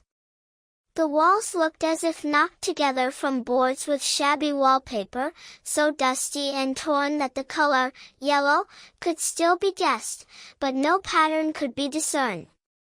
One part of the wall and ceiling was cut obliquely, as usual in attics, but here above this slant ran a staircase. Svidrigaïlov set down the candle, sat on the bed and fell into thought. But a strange and continuous whisper, sometimes rising almost to a shout, in the neighboring cubbyhole, finally drew his attention. This whisper hadn't stopped since he had entered. He listened. Someone was scolding and almost tearfully reproaching another, but only one voice was heard. Svidrigaïlov got up, shielded the candle with his hand, and a crack immediately gleamed in the wall. He approached and began to look. In a room somewhat larger than his own, there were two visitors. One of them without a frock coat, with an extremely curly head and with a red, inflamed face, stood in an oratorical pose, legs apart to maintain balance, and striking himself on the chest with his hand, pathetically reproaching the other that he was a beggar and didn't even have rank, that he had pulled him out of the mud and that when he wants, he can throw him out, and that only the finger of the Almighty sees all this. The other reproached friend sat on a chair and had the appearance of a man extremely wanting to sneeze, but who cannot succeed in doing so. He occasionally looked at the orator with a sheep-like and dull gaze, but obviously had no idea what was being discussed and hardly even heard anything. On the table a candle was burning down, stood an almost empty decanter of vodka, glasses, bread, cups, and dishes from long-drunk tea. Having carefully examined this picture, Svidrigaïlov indifferently moved away from the crack and sat down again on the bed. The ragged fellow, returning with tea and veal, couldn't restrain himself from asking once more, "Don't you need anything else?" and having heard the negative answer again, departed definitively. Svidrigaïlov threw himself at the tea to warm up and drank a glass, but couldn't eat a bite, having completely lost his appetite. He was visibly beginning to have a fever. He took off his coat, his jacket, wrapped himself in the blanket and lay down on the bed. He was annoyed. It would be better to be healthy this time, he thought and smiled. The room was stuffy, the candle burned dimly, outside the wind roared, somewhere in a corner a mouse scratched, and in the whole room it seemed to smell of mice and something leathery. He lay as if dreaming. Thought succeeded thought. It seemed he would very much like to fasten his imagination onto something in particular, as if he unconsciously felt a hidden, mysterious anxiety within himself. There must be some garden under the window, he thought. The trees are rustling. How I dislike the rustling of trees at night, in a storm and in darkness, a nasty sensation. And he remembered how just now, passing by Petrovsky Park, he even thought about it with disgust. Here he also remembered the bridge and the little Neva, and again he felt cold as before when he stood over the water. I've never loved water in my life, not even in landscapes, he thought again and suddenly smiled again at a strange thought. Well now, it seems, I should be indifferent about all this aesthetics and comfort, but here I've become particularly choosy, like a beast that must choose a place for itself, in a similar case. I really should have turned to Petrovsky. No doubt it seemed dark, cold, Ha! As if pleasant sensations were needed. By the way, why don't I put out the candle? He blew it out. The neighbors have settled down, he thought, not seeing light in the previous crack. Well now, Marfa Petrovna, now would be the time for you to come, and it's dark, and the place is suitable, and the moment is original. But you see, it's precisely now that you won't come. He suddenly for some reason remembered how earlier, an hour before executing his design on Dunechka, he had recommended to Raskolnikov to entrust her protection to Razumikin. In fact, I probably spoke that more for my own amusement than, as Raskolnikov guessed. What a scoundrel, though, this Raskolnikov. He's endured a lot. He may become a great scoundrel in time, when the nonsense jumps out of him, but now he wants to live. Regarding this point, these people are scoundrels. Well, to hell with him, as he wishes, what's it to me? He couldn't sleep. Gradually the earlier image of Dunechka began to arise before him, and suddenly a tremor passed through his body. No, I must abandon this now, he thought, coming to his senses. I must think about something else. It's strange and funny, I've never had great hatred toward anyone, never even particularly desired revenge, and that's a bad sign, a bad sign. I didn't like to argue either and never got heated, also a bad sign. And how much I promised her earlier, ugh, devil. But maybe she would have somehow remade me.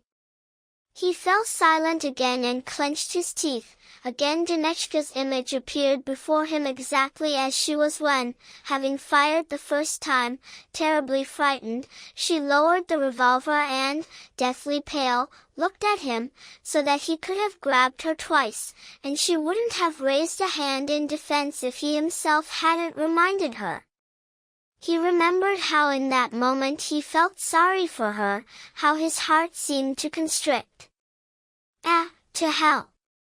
These thoughts again, all this must be abandoned, abandoned. He was already forgetting himself, the feverish tremor subsided, suddenly as if something ran under the blanket along his arm and leg. He shuddered, ugh, devil, it's probably a mouse, he thought. It's because I left the veal on the table.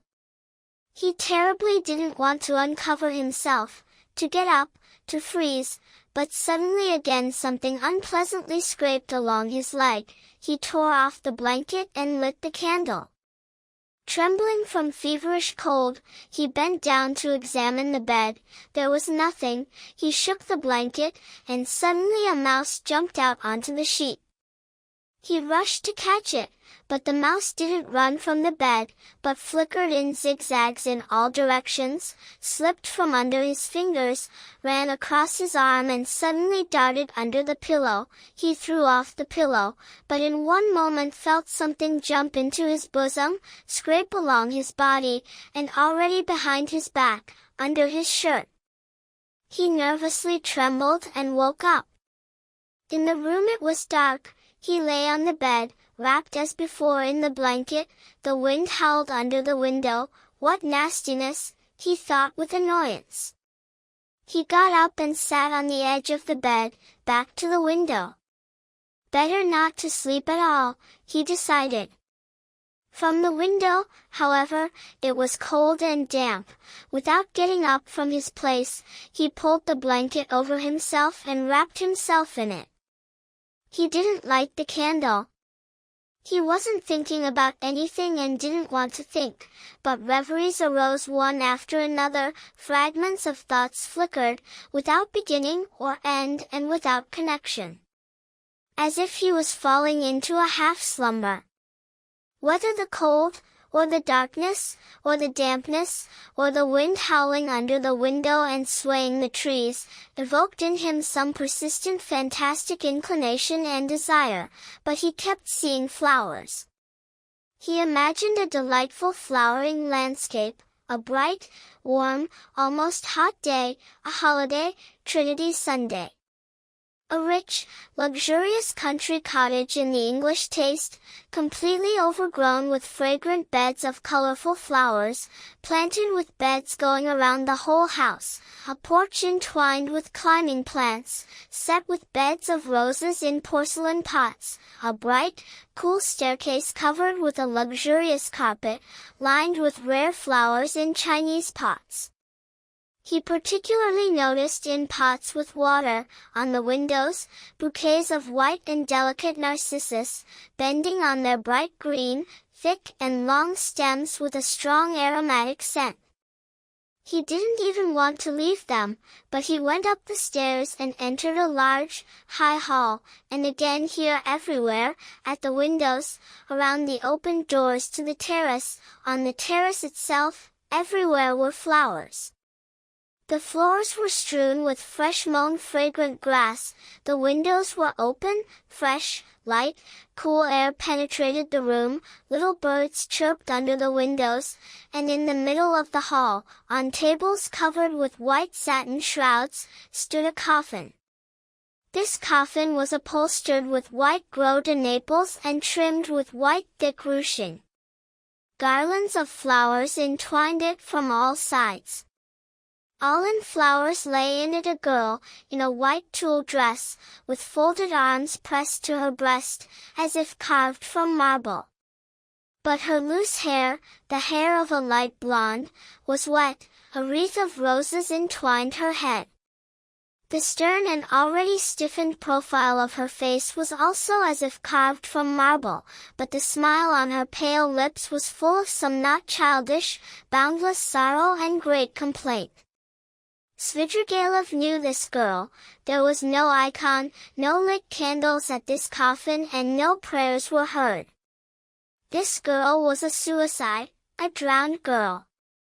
She was only 14 years old, but this was already a broken heart, and it destroyed itself, offended by an insult that horrified and astonished this young, childish consciousness, flooded her angelically pure soul with undeserved shame and tore from it a last cry of despair, unheard, but insolently violated in the dark night, in the darkness, in the cold, in the damp thaw, when the wind howled. Svidrigailov awoke, got up from the bed and stepped to the window. He groped for the latch and opened the window. The wind rushed furiously into his cramped cubbyhole and as if with frosty hoarfrost plastered his face and his chest covered only by a shirt. Under the window there must indeed have been something like a garden and, it seems, also a pleasure garden. Probably during the day singers sang here too and tea was brought out to tables. Now from the trees and bushes sprays flew into the window. It was dark as in a cellar, so that one could barely distinguish only some dark spots indicating objects. Svidrigailov, bending down and leaning his elbows on the windowsill, stared for about 5 minutes already, without tearing away, into this gloom. Through the darkness and night rang out a cannon shot, then another. Ah, the signal! The water is rising, he thought. By morning it will flood, there, where the place is lower, into the streets, will flood the cellars and basements, the rats will float up, and amid the rain and wind people will begin, cursing, wet, to drag their trash to the upper floors. What time is it now? And just as he thought this, somewhere nearby, probably in the hotel itself, ticking and as if hurrying with all its might, a wall clock struck 3. Aha, in an hour it will already be light. Why wait? I'll go out now, walk straight along the dirty wooden pavement to Petrovsky, there somewhere I'll choose a large bush, all drenched with rain, so that just barely touching it with my shoulder, millions of drops will shower all over my head. He moved away from the window, closed it, lit a candle, pulled on his vest, coat, put on his hat and went out with the candle into the corridor to find somewhere the ragged fellow sleeping in a cubbyhole among all sorts of junk and candle ends, to pay him for the room and leave the hotel. The very best moment, couldn't choose better. He walked for a long time along the entire long and narrow corridor, finding no one, and was about to call out loudly when suddenly in a dark corner, between an old wardrobe and a door, he made out some strange object, something apparently alive. He bent down with the candle and saw a child, a little girl no more than 5 years old, in a dress soaked like a floor rag, trembling and crying.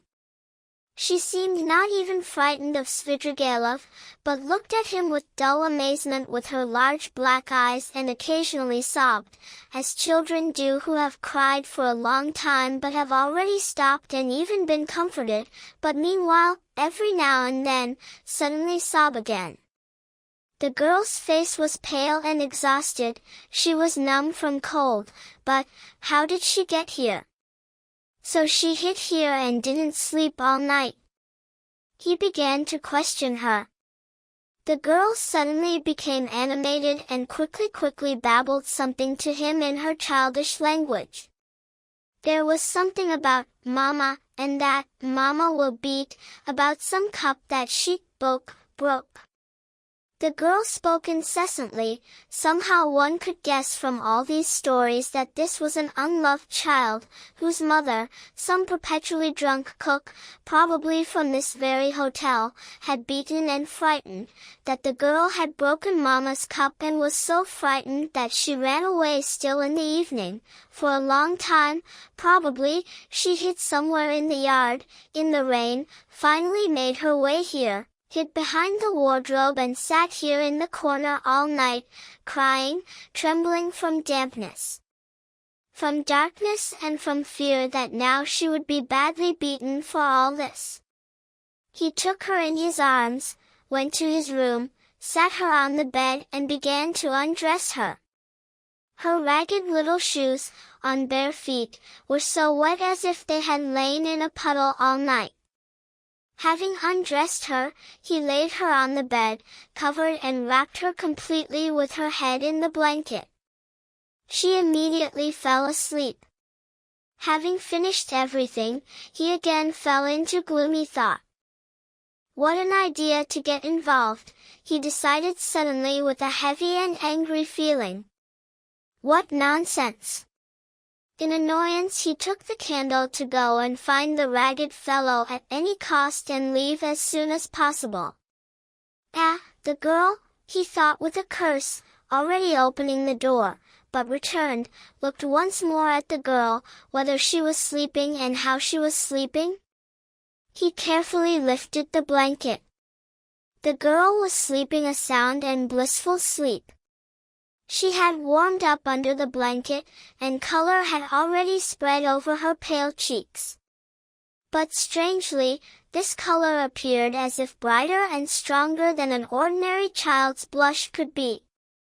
This is a feverish flush, thought Svidrigailov, this is exactly a flush from wine, exactly as if she had been given a whole glass to drink. The scarlet lips seemed to burn, to glow, but what is this? Suddenly it seemed to him that her long black eyelashes seemed to quiver and flutter, as if lifting, and from under them peeks out a sly, sharp, somehow not childishly winking little eye, as if the girl is not sleeping and is pretending. Yes, that's it, her lips part in a smile, the corners of her lips quiver, as if still restraining herself. But now she has completely stopped restraining herself. This is already laughter, obvious laughter, something impudent, provocative shines in this completely not childish face. This is debauchery, this is the face of a camellia, the impudent face of a venal French camellia. Now, already not hiding at all, both eyes open, they circle him with a fiery and shameless gaze, they call him, they laugh. Something infinitely hideous and offensive was in this laughter, in these eyes, in all this abomination in the face of a child. What? 5 years old. Svidrigailov whispered in real horror. What is this? But now she is already completely turning toward him with her whole burning little face, extending her arms. Ah, accursed! Svidrigailov cried out in horror, raising his hand over her. But in that same moment he woke up. He was on the same bed, wrapped the same way in the blanket, the candle was not lit, and already in the windows the full day was whitening. Nightmares all night. He angrily sat up, feeling that he was completely broken, his bones ached. In the yard was a completely thick fog and nothing could be seen. It was going on 5 o'clock, he had overslept. He got up and put on his jacket and coat, still damp. Feeling in his pocket for the revolver, he took it out and adjusted the percussion cap, then he sat down, took out a notebook from his pocket and on the title page, the most visible sheet, wrote in large letters several lines. Having reread them, he fell into thought, leaning his elbow on the table. The revolver and notebook lay right there, by his elbow. Awakened flies clung to the untouched portion of veal standing right there on the table. He looked at them for a long time and finally with his free right hand began to catch one fly. He exhausted himself for a long time in efforts, but could not catch it. Finally, catching himself at this interesting occupation, he came to his senses, shuddered, got up and resolutely left the room. A minute later he was on the street. A milky, thick fog lay over the city. Svidrigailov walked along the slippery, dirty, wooden pavement, in the direction of the little Neva. He imagined the water of the little Neva risen high during the night, Petrovsky Island, the wet paths, wet grass, wet trees and bushes and finally that very bush. With annoyance he began to examine the houses, to think about something else. Not a single passerby, not a single cab driver was met along the prospect. The bright yellow, wooden little houses with closed shutters looked dreary and dirty. Cold and dampness penetrated his whole body, and he began to shiver. Occasionally he came upon shop and vegetable signs and carefully read each one. Now the wooden pavement had ended. He had already come level with a large stone house. A dirty, shivering little dog with its tail tucked ran across his path. Some dead drunk man in a greatcoat, face down, lay across the sidewalk. He stopped, looked at him and walked on. A high watchtower flashed on his left. Bah, he thought, here's a place, why go to Petrovsky? At least there's an official witness. He almost smiled at this new thought and turned onto street. Here stood a large house with a watchtower. At the locked large gates of the house stood, leaning his shoulder against them, a small man wrapped in a gray soldier's coat and a copper Achilles helmet. With a drowsy gaze, he coldly glanced sideways at the approaching Svidrigailov. On his face showed that eternal peevish sorrow sourly imprinted on all without exception the faces of the Jewish tribe. Both of them, Svidrigailov and Achilles, for some time silently examined each other. Finally it seemed improper to Achilles that a man who was not drunk stood before him 3 paces away, stared fixedly, and said nothing.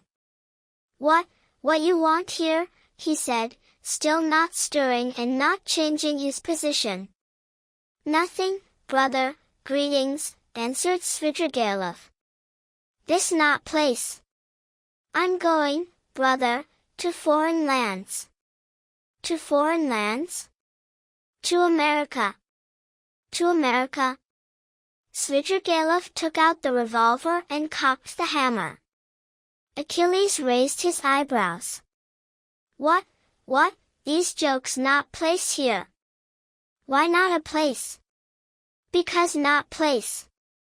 Well, brother, it's all the same. It's a good place. If they ask you, just answer that he went, they say, to America. He put the revolver to his right temple. Can't do here, this not place. Achilles started, widening his pupils more and more. Svidrigailov pulled the trigger. Chapter 7. On the same day, but already in the evening, around 7 o'clock, Raskolnikov was approaching the apartment of his mother and sister, that very apartment in Bakoyev's house where Razumikin had settled them. The entrance to the stairs was from the street.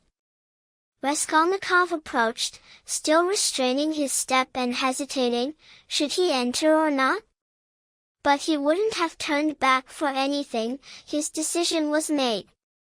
Besides, it doesn't matter, they still don't know anything, he thought, and they're already used to considering me an eccentric.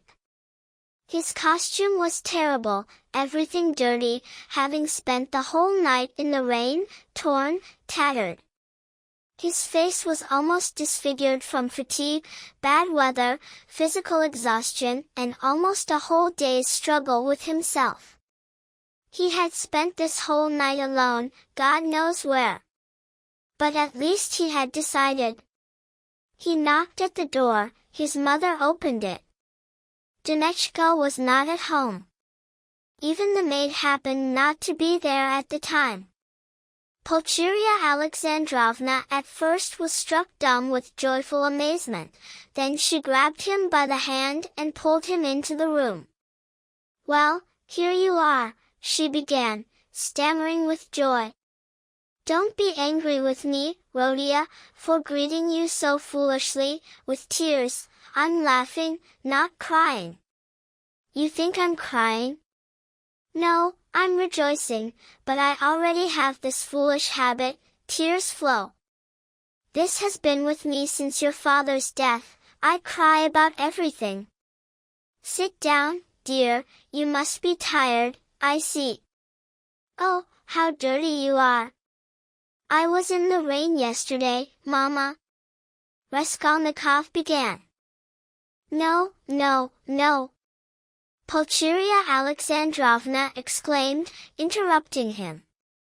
You thought I would immediately start questioning you, according to my old womanish habit, don't worry. I understand everything, now I've already learned the local way, and really, I see for myself that it's smarter here. I've decided once and for all, where am I to understand your considerations and demand reports from you? You may have God knows what business and plans in your head, or some thoughts are being born there, so should I be nudging you under the arm asking what are you thinking about? I'm just... Oh, Lord! But why am I rushing about here and there like mad? I'm reading your article in the journal for the 3rd time already, Rhodia, Dmitri Prokofiev brought it to me. I just gasped when I saw it. There's a fool for you, I think to myself, this is what he's occupied with, here's the solution to things. Scholars are always like that. He may have new thoughts in his head at the time, he's thinking them over, and I torment and confuse him. I'm reading, my dear, and of course I don't understand much, but that, however, is how it should be, where would I understand? Show me, Mama. Raskolnikov took the newspaper and glanced at his article. However much it contradicted his position and condition, he experienced that strange and bitingly sweet feeling that an author experiences seeing himself in print for the first time, and moreover his 23 years told. This lasted only 1 moment. Having read a few lines, he frowned, and a terrible anguish gripped his heart. All his spiritual struggle of recent months came back to him at once. With disgust and annoyance he threw the article on the table. But however foolish I am, Rhodia, I can still judge that you will very soon be one of the first people, if not the very first, in our learned world. And they dared to think you were mad. Ha ha ha. You don't know, they really thought that. Ah, base worms, how can they understand what intellect is? And Dunechka almost believed it too, imagine. Your late father sent things to journals twice, first poems, I have the notebook saved, I'll show you sometime, and then a whole story, I begged him to let me copy it, and how we both prayed that they'd accept them, they didn't. I was heartbroken, Rhodia, 6 or 7 days ago, looking at your clothes, how you live, what you eat and what you wear. But now I see that I was foolish again, because if you want, you can get everything for yourself now, with your mind and talent. It means you don't want to for now and are occupied with much more important matters. Isn't Dunya home, Mama? No, Rhodia. I very often don't see her at home, she leaves me alone. Dmitri Prokofiev, thank God for him, comes to sit with me and talks all about you. He loves and respects you, my dear. I'm not saying that your sister is so very disrespectful to me. I'm not complaining. She has her own character, I have mine, she's acquired some secrets, well, I have no secrets from you. Of course, I'm firmly convinced that Dunya is too smart, and moreover loves both me and you, but I don't know what it will all lead to. Here you've made me happy now, Rhodia, by coming, and she's gone out. When she comes, I'll say, your brother was here, and where were you spending your time? Don't spoil me too much, Rhodia. If you can, come by, if you can't, it's all right, I'll wait. I'll still know that you love me, and that's enough for me. I'll read your writings, I'll hear about you from everyone, and now and then you'll come yourself to visit, what could be better? You've come now to comfort your mother, I see. Here Pulcheria Alexandrovna suddenly began to cry. There I go again. Don't look at me, fool that I am. Oh Lord, but why am I sitting here, she cried, jumping up from her place, there's coffee, and I don't offer you any. That's what old woman's egoism means. Right away, right away. Mama, leave it, I'm going now. That's not why I came. Please, listen to me. Pulcheria Alexandrovna timidly approached him. Mama, whatever happens, whatever you hear about me, whatever is said to you about me, will you love me as you do now? He asked suddenly from the fullness of his heart, as if not thinking about his words and not weighing them. Rhodia, what's wrong with you? How can you ask such a thing? Who will say anything to me about you? And I won't believe anyone, whoever comes to me, I'll simply drive them away. I came to assure you that I've always loved you, and now I'm glad that we're alone, glad even that Dunechka isn't here, he continued with the same impulse. I came to tell you directly that though you'll be unhappy, you should still know that your son loves you now more than himself, and that everything you thought about me, that I'm cruel and don't love you, all that was untrue. I'll never stop loving you. Well, and that's enough, I thought I should do this and begin with this. Pulcheria Alexandrovna silently embraced him, pressed him to her breast and quietly wept. I don't know what's wrong with you, Rhodia, she said at last. I thought all this time that we simply bother you, but now I see from everything that a great grief is preparing for you, that's why you're suffering. I've foreseen this for a long time, Rhodia. Forgive me for speaking of this, I think about it all the time and don't sleep at nights. Your sister too lay all last night in delirium and kept remembering you. I made out something, but understood nothing. All morning I walked as if before execution, waiting for something, anticipating, and now I've waited. Rhodia, Rhodia, where are you going? Are you going somewhere? I'm going. That's what I thought. But I can go with you too, if you need. And Dunya, she loves you very much, and Sofia Semyonovna, let her come with us if necessary, you see, I'd gladly even take her as a daughter. Dmitri Prokofych will help us get ready together, but, where are you going? Goodbye, Mama. What? Today, she cried out, as if losing him forever. I can't, I must go, I really need to. And I can't come with you? No, but you kneel down and pray to God for me. Your prayer may reach him. Let me make the sign of the cross over you, bless you. Like this, like this. Oh God, what are we doing? Yes, he was glad, he was very glad that no one was there, that they were alone with his mother. It was as if after all this terrible time his heart had suddenly softened. He fell before her, he kissed her feet, and both, embracing, wept. And she was not surprised and did not question this time. She had long understood that something terrible was happening with her son, and now some terrible moment had come for him. Rhodia, my dear, my firstborn, she said sobbing, now you're just the same as you were when you were little, you came to me the same way, embraced and kissed me the same way, even when we lived with your father and were poor, you comforted us just by being with us, and when I buried your father, how many times we, embracing like this, as now, wept on his grave.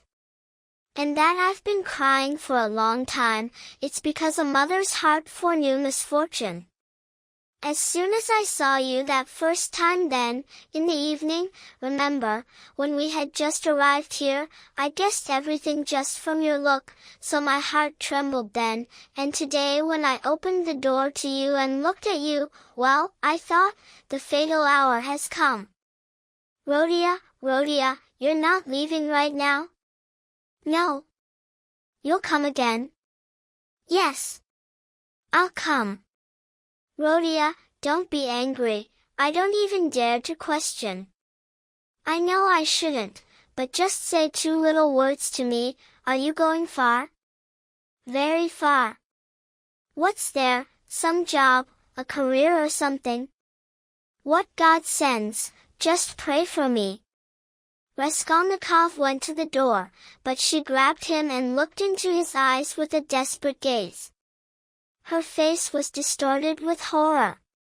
Enough, Mama, said Raskolnikov, deeply regretting that he had thought to come. Not forever. Not forever, is it? You'll come tomorrow? I'll come, goodbye.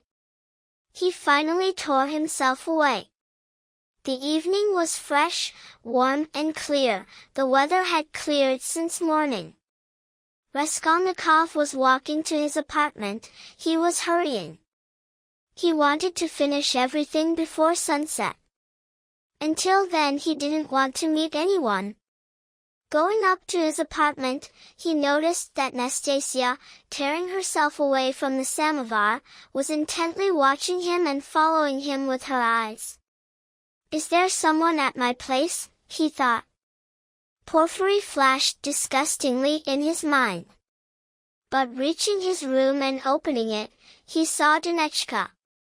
She sat all alone, in deep thought and, it seemed, had been waiting for him for a long time. He stopped on the threshold. She rose from the sofa in fright and straightened before him. Her gaze, fixedly directed at him, expressed horror and inconsolable sorrow. And from this look alone he immediately understood that she knew everything. "Should I come in to you, or leave?" he asked mistrustfully. "I sat all day at Sofya Semyonovna's. We were both waiting for you. We thought you would certainly stop there."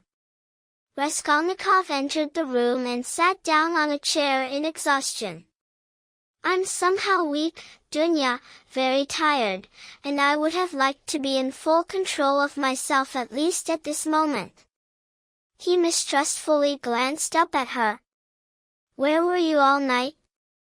"I don't remember well. You see, sister, I wanted to decide definitively and walked many times near the Neva. I remember that. I wanted to end it there, but I didn't decide," he whispered, again looking mistrustfully at Dunya. "Thank God. That's exactly what we feared, Sofya Semyonovna and I. So you still believe in life, thank God, thank God." Raskolnikov smiled bitterly. "I didn't believe, but just now together with mother, embracing, we wept. I don't believe, but I asked her to pray for me.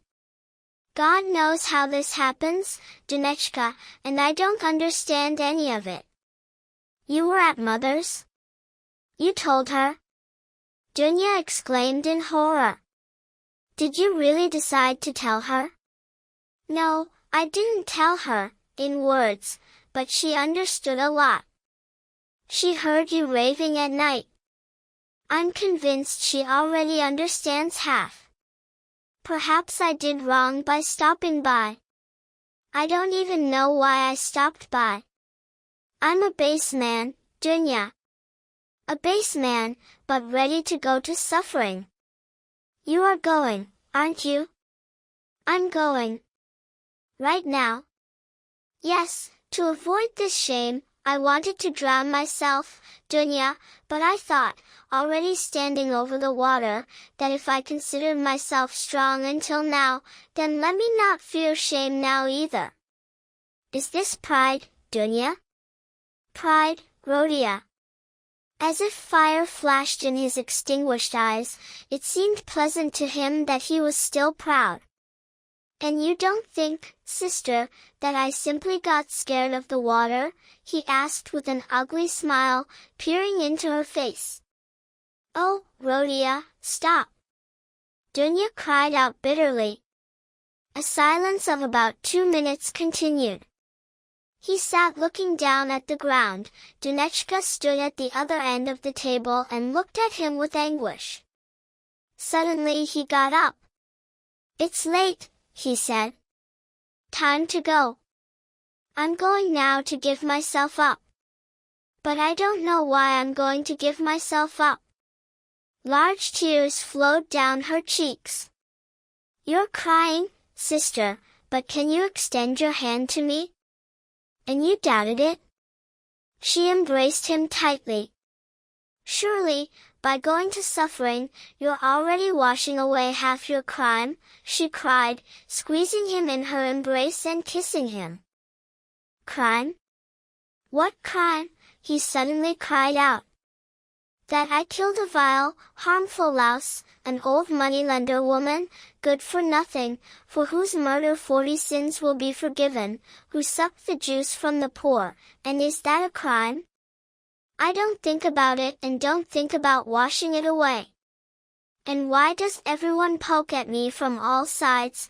Crime, crime. I'm only surprised now how I could have supposed in these days that I couldn't live my whole life with this secret and that I couldn't go on living in the world as before. Only now do I see clearly all the absurdity of all this cowardice, now, when I've already decided to go to this unnecessary shame. Simply from my baseness and talentlessness I'm deciding, or maybe even from advantage, as that Porfiry proposed. Brother, brother, what are you saying? But you spilled blood!" Dunya cried out in despair. which everyone spills, he caught up almost in frenzy, which flows and has always flowed in the world like a waterfall, which is poured like champagne and for which they're crowned in the capital and called afterward benefactor of mankind. Just look more closely and see. I myself wanted good for people and would have done hundreds, thousands of good deeds instead of this one stupidity, not even stupidity, but simply clumsiness, since this whole idea was not at all as stupid as it now seems in failure. In failure everything seems stupid. With this stupidity I only wanted to put myself in an independent position, to take the first step, to obtain means, and there everything would be redeemed by immeasurable, comparatively, usefulness. But I couldn't endure even the first step, because I'm a scoundrel. That's what it's all about? And still I won't look with your eyes. If I had succeeded, I would have been crowned, but now into the trap. But that's not it, not at all. Brother, what are you saying? Ah! We've agreed, it's not the right form, that's what it's all about, he caught up, laughing bitterly. Perhaps not such an aesthetically good form, though I decidedly don't understand why bombarding people, by regular siege, is a more respectable form. Fear of aesthetics is the first sign of powerlessness. Never, never have I recognized this more clearly than now, and more than ever I don't understand my crime. Never, never have I been stronger and more convinced than now. Color even rushed to his pale face. But speaking the last exclamation, he accidentally met Dunya's gaze and encountered so much anguish for him in that gaze, that he involuntarily came to his senses. He felt that despite everything he had made these two poor women unhappy. After all, he was the cause. Dunya, dear. If I'm guilty, forgive me, though I can't be forgiven if I'm guilty. Goodbye. Let's not argue. It's time, high time. Don't follow me, I beg you, I still need to stop by. But go now and sit beside mother immediately. I beg you for this. This is my last, greatest request to you. Don't leave her at all. I left her in anxiety that she'll hardly bear, she'll either die or go mad. Be with her. Razumikin will be with you, I spoke to him. Don't cry about me, I'll try to be both brave and honest all my life, though I'm a murderer. Perhaps you'll hear my name sometime.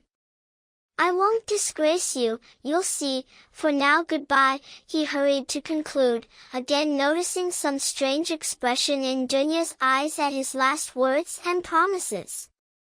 Why are you crying so? Don't cry, we're not parting completely. Ah yes. Wait, I forgot. He went to the table, took one thick, dusty book, opened it and took out a small portrait in watercolor on ivory placed between the pages. It was a portrait of the landlady's daughter, his former fiancée, who had died of fever, that same strange girl who wanted to enter a monastery. For a minute he gazed at this expressive and sickly face, kissed the portrait and handed it to Dunechka. I talked a lot with her about this, with her alone, he said thoughtfully. To her heart I confided much of what then came to pass so hideously. Don't worry, he turned to Dunya, she didn't agree, just as you don't, and I'm glad she's gone. The main thing is that now everything will go differently, will break in two, he suddenly cried out, everything, but am I prepared for this? Do I want this myself? They say it's necessary for my trial. What for all these senseless trials? What for? Will I understand better then, crushed by torments, idiocy, in senile powerlessness after 20 years of hard labor, then I understand now, and why should I live then? Why do I agree to live like that now? Oh, I knew I was a scoundrel when I stood over the Neva at dawn today. Both finally went out. It was hard for Dunya, but she loved him. She walked, unable to resist turning around once more to look at him after going 50 steps. He was still visible. But reaching the corner, he turned around too, for the last time their gazes met, but noticing that she was looking at him, he impatiently and even with annoyance waved his hand for her to go, and himself turned sharply around the corner. I'm evil, I see that, he thought to himself, ashamed a minute later of his annoyed gesture of the hand to Dunya. But why do they love me so much themselves, when I'm not worthy of it? Oh, if I were alone and no one loved me, and I myself had never loved anyone, none of this would have happened. I didn't ask, I don't demand their love. I acknowledge, once and for all, that I'm unworthy of love, well, and enough. But it's curious, will my soul really humble itself so in these future 15-20 years that there will never again be such gestures in me, and I'll whimper reverently before people, calling myself a robber at every word? Yes, precisely, precisely. That's why they're sending me into exile now, that's what they need. Look at them all scurrying along the street back and forth, and every one of them is a scoundrel and robber by his very nature, worse still, an idiot. But try to bypass my exile, and they'll all go mad with noble indignation. Oh, how I hate them all! He fell into deep thought. He seriously asked himself, by what process can it happen that he will finally humble himself before all of them without reasoning, humble himself by conviction? But why not? Of course, it must be so. Won't 20 years of continuous oppression finally crush one completely? Water wears away stone. And why live after this? Why am I going now, when I myself know that all this will be exactly as if by the book, and not otherwise? He had already asked himself this question for perhaps the 100th time since yesterday evening, but still he walked. Chapter 8. When he entered Sonia's room, twilight was already beginning. Sonia had waited for him all day in terrible agitation.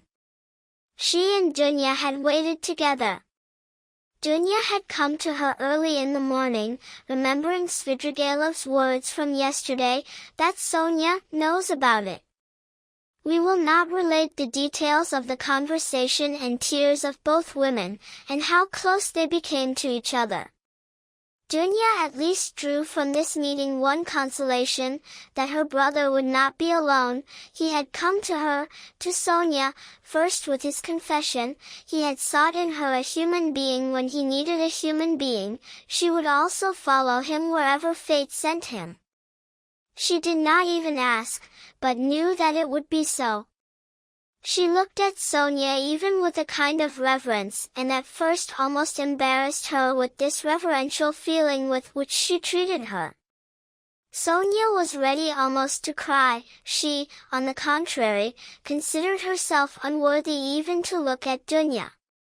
The beautiful image of Dunya, when she had bowed to her with such attention and respect during their first meeting at Raskolnikov's, had remained in her soul forever since then, as one of the most beautiful and unattainable visions in her life. Dunechka finally could not bear it and left Sonia to wait for her brother in his apartment. It still seemed to her that he would come there first. Left alone, Sonia immediately began to be tormented by fear at the thought that perhaps he would indeed commit suicide. Dunya feared the same. But both of them all day competitively convinced each other with all arguments that this could not be, and were calmer while they were together. Now, As soon as they had parted, each began to think only about this. Sonia remembered how yesterday Svidrigailov had told her that he had two roads, the Vladimir road or. She also knew his vanity, arrogance, pride and unbelief. Could only cowardice and fear of death make him live? She thought finally in despair. Meanwhile the sun was already setting. She stood sadly before the window and looked intently at it, but from this window only one capital, unwhitewashed wall of the neighboring house was visible. Finally, when she had reached complete conviction of the poor man's death, he entered her room. A joyful cry burst from her breast. But looking intently at his face, she suddenly turned pale, covered herself with her hands and sank onto the bed, as if her legs had given way. "Well, yes," said Raskolnikov, smiling. "I've come for your crosses, Sonia. You yourself sent me to the crossroads. Why are you getting scared now that it's come to the point?" Sonia quickly rose and looked at him in amazement. This tone seemed strange to her. A cold tremor passed through her body, but in a minute she guessed that both the tone and the words were all put on. He even spoke to her looking somehow into the corner and as if avoiding looking directly into her face. "I've decided, you see, Sonia, that this way will perhaps even be more advantageous. There's a circumstance here. Well, it's a long story, and there's no point. Do you know what angers me, though? It annoys me that all these stupid, bestial mugs will crowd around me now, will stare at me with their peepers, ask me their stupid questions that I have to answer, point their fingers. Ugh! You know, I'm not going to Porfiry, I'm sick of him. I'd rather go to my friend Gunpowder. What a surprise that will be, what an effect in its own way I'll achieve. But I should be cooler, I've become too bilious lately. Would you believe it, I just now almost threatened my sister with my fist just because she turned around to look at me one last time. What a swine of a state! Ah, what I've come to. Well, where are the crosses?" He was as if not himself. He couldn't even stand still in one place for a minute, couldn't concentrate his attention on any object, his hands trembled slightly. Sonia silently took two crosses from the drawer, a cypress one and a copper one, crossed herself, crossed him and put the cypress cross on his breast. "So this means the symbol that I'm taking the cross upon myself, ha! Ha! As if I haven't suffered enough until now. The cypress one, that is, the common people's one, the copper one, that's Lizaveta's, you're taking it for yourself, show me?" So she was wearing it, at that moment? I also know of two similar crosses, a silver one and an icon. I threw them on the old woman's breast then. Those would be appropriate now, really, I should be wearing those. But I'm talking nonsense, forgetting about business, I'm somehow distracted. You see, Sonia, I came specifically to warn you, so that you know. Well, that's all. I only came for that, you see. Though I thought I'd say more. But you yourself wanted me to go, well, so I'll be sitting in prison, and your wish will come true. Well, why are you crying? You too? Stop, enough, oh, how hard all this is for me. A feeling was born in him, however, his heart contracted looking at her. This one, what about this one, he thought to himself. What am I to her?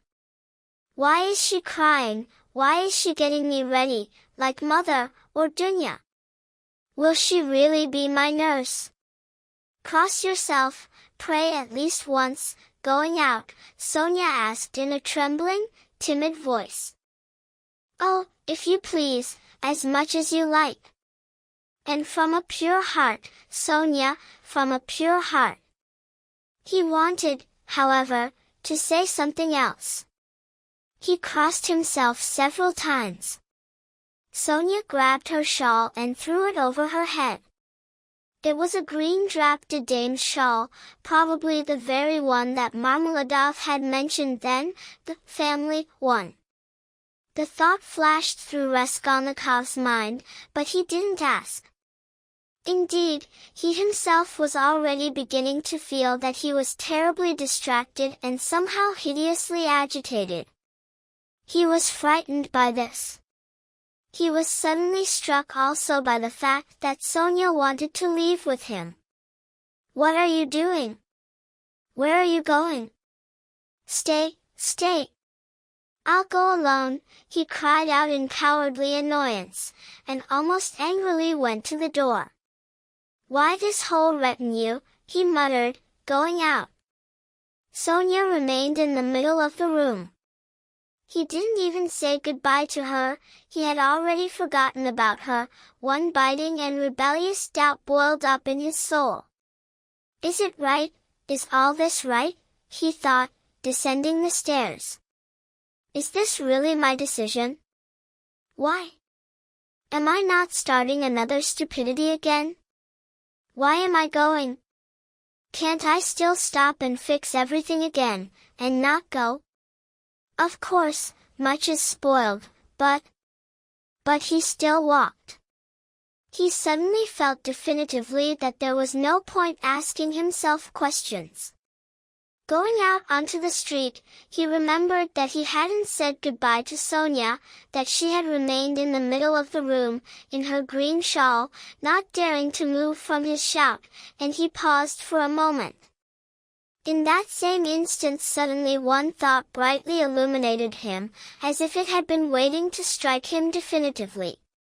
Why, for what reason did I come to her now? I told her, on business. What business? There was no business at all. To announce that I'm going, so what? What a necessity. Do I love her or something? No, don't I? I just drove her away now like a dog. Did I really need the crosses from her? Oh, how low I've fallen. No, I needed her tears, I needed to see her fear, to watch her heart ache and be tormented. Not even that, I simply needed to cling to something, to delay, to look at a human being. And I dared after that to hope for myself so much, to dream of myself so much, beggar that I am, worthless that I am, scoundrel, scoundrel. He walked along the canal embankment, and not far remained for him now. But reaching the bridge, he paused and suddenly turned onto the bridge, aside, and passed on to Senaya Square. He looked around greedily left and right, peered with strain at every object and couldn't concentrate his attention on anything, everything slipped away. In a week, in a month they'll transport me somewhere in these prison carriages across this bridge, how will I look at this canal then, should I remember this, flashed through his head. Or, this sign, how will I read these very letters then? Here it says, company, well, so remember this A, the letter A, and look at it in a month, at this very A, how will I look at it then? What will I be feeling and thinking then? God, how low all this must be! Of course, all this must be curious, in its own way. Ha ha ha! What am I thinking about? But, I'm becoming a child, I'm showing off before myself. Well, why am I shaming myself? Ugh, how they push! This fat one, must be a German, who pushed me, well, does he know whom he pushed? A woman with a child begging for alms, curious that she considers me happier than herself. What if I gave her something for curiosity? Bah, a 5-kopeck piece survived in my pocket, where from? Here, take it, dear. God preserve you, came the plaintive voice of the beggar. He entered Senea Square. It was unpleasant, very unpleasant for him to encounter people, but he walked precisely where more people were visible. He would have given everything in the world to be alone, but he himself felt that he wouldn't be alone for a single minute.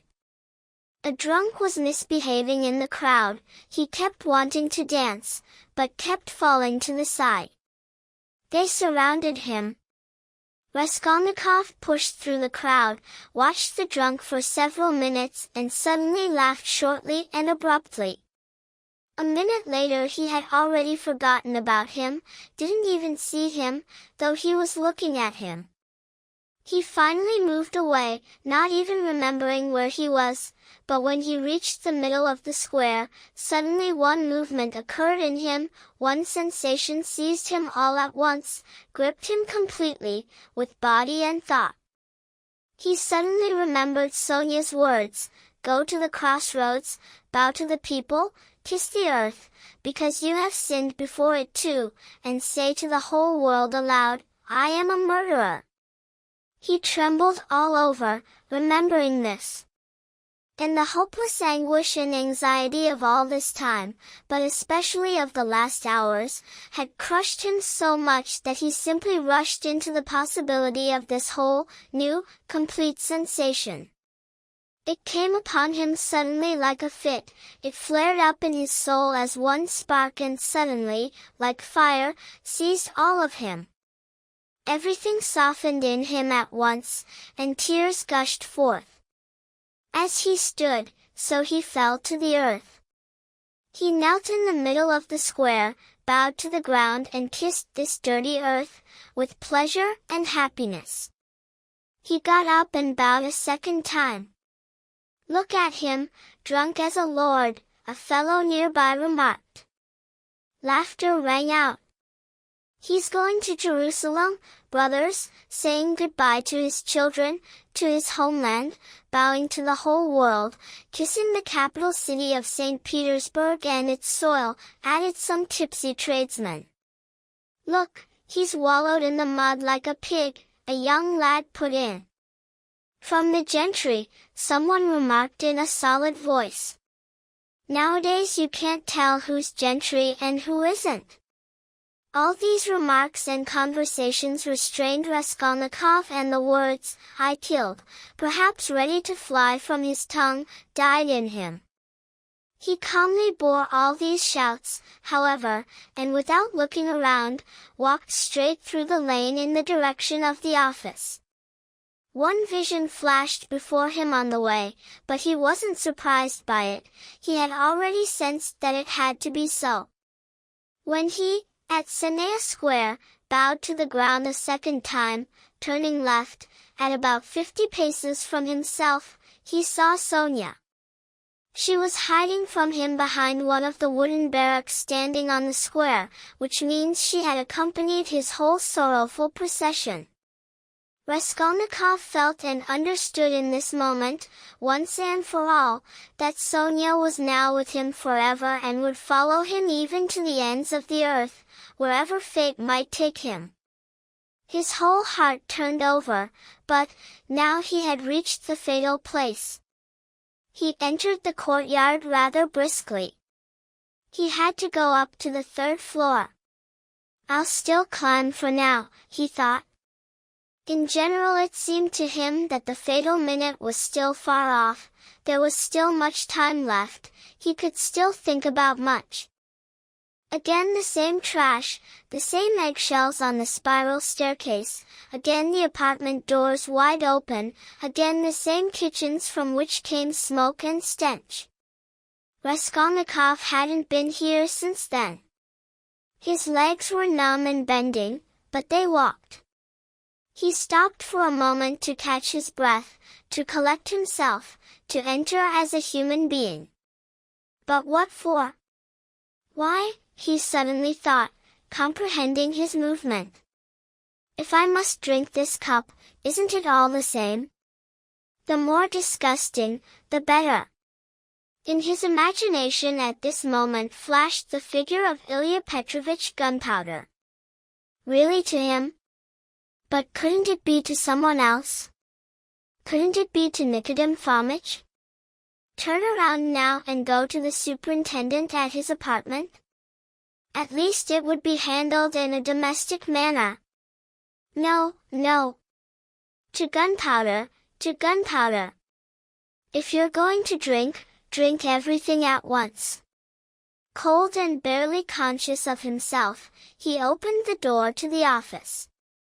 This time there were very few people in it, some janitors stood there and some other commoner. The watchman didn't even look out from his partition. Raskolnikov passed into the next room. Perhaps I still won't have to speak, flashed through him. Here some person from among the clerks, in a civilian frock coat, was arranging to write something at the bureau.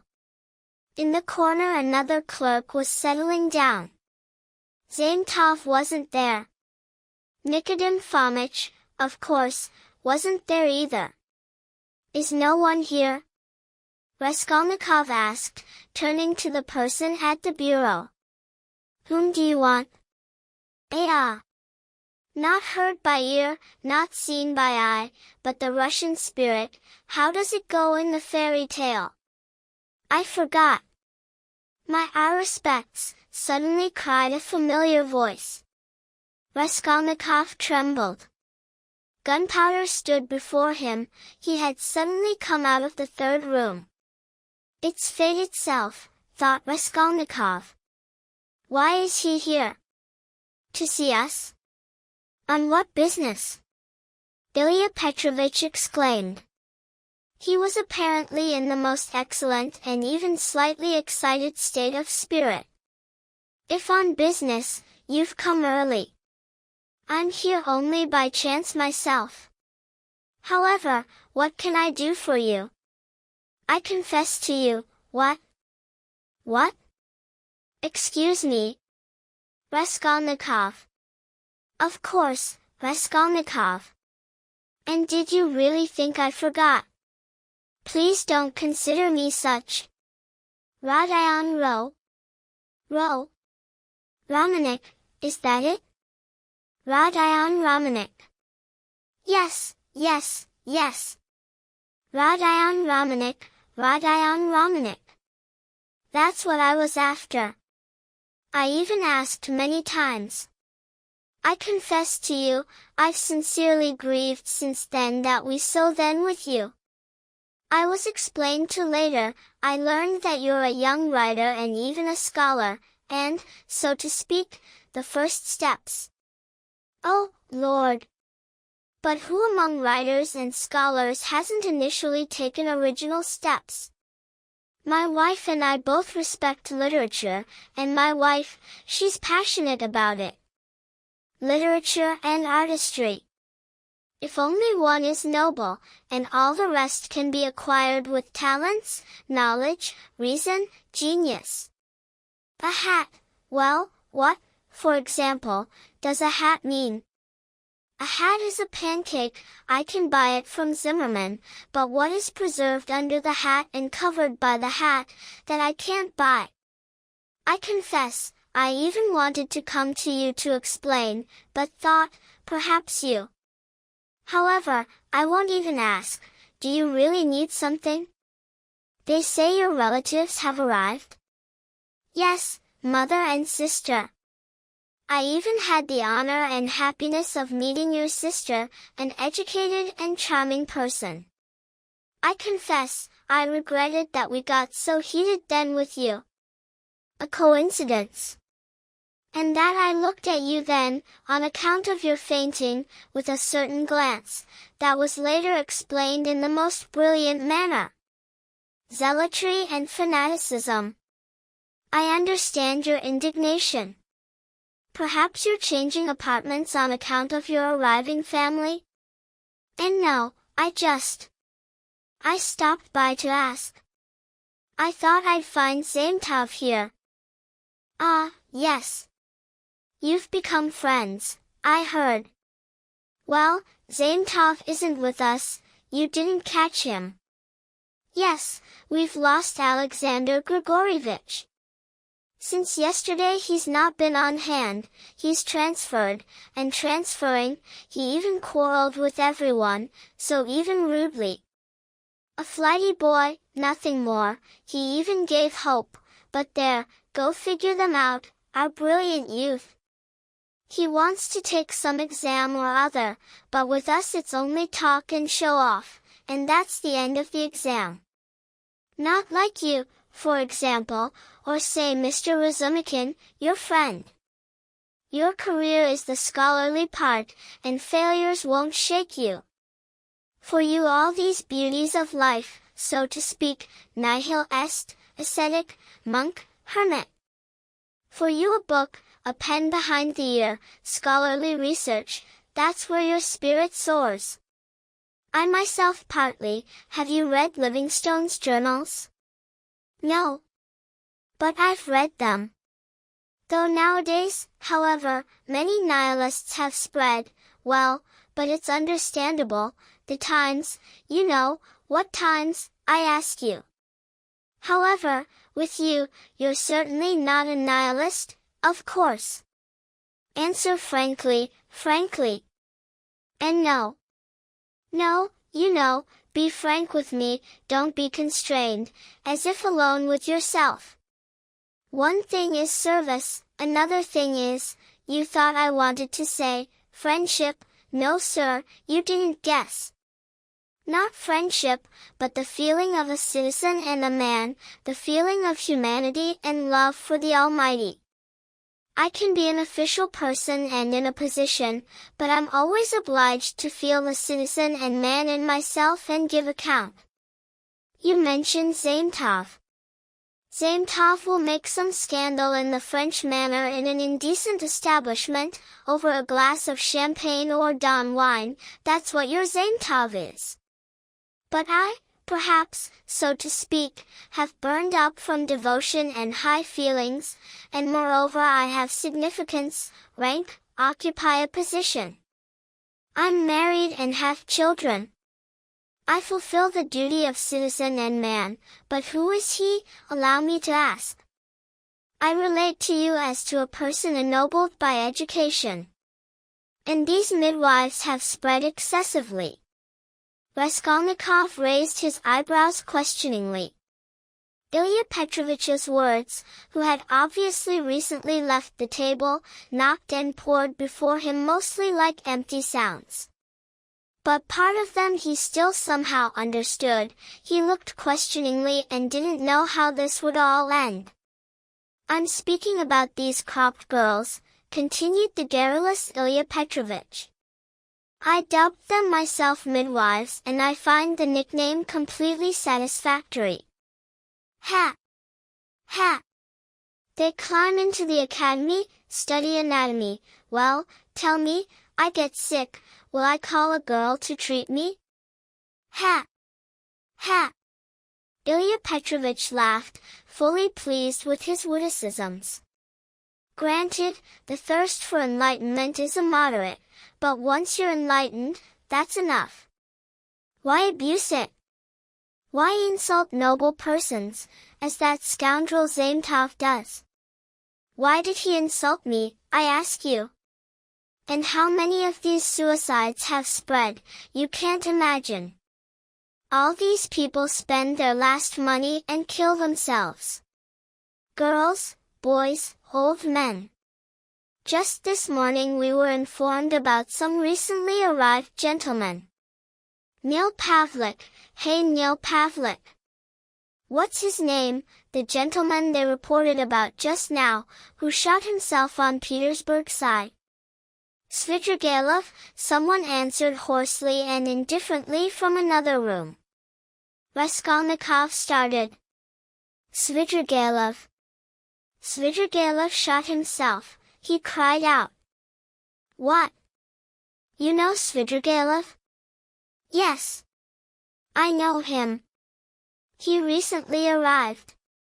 Well, Yes, recently arrived, lost his wife, a man of dissolute conduct, and suddenly shot himself, and so scandalously that you can't imagine, left in his notebook a few words that he's dying in sound mind and asks no one to blame for his death.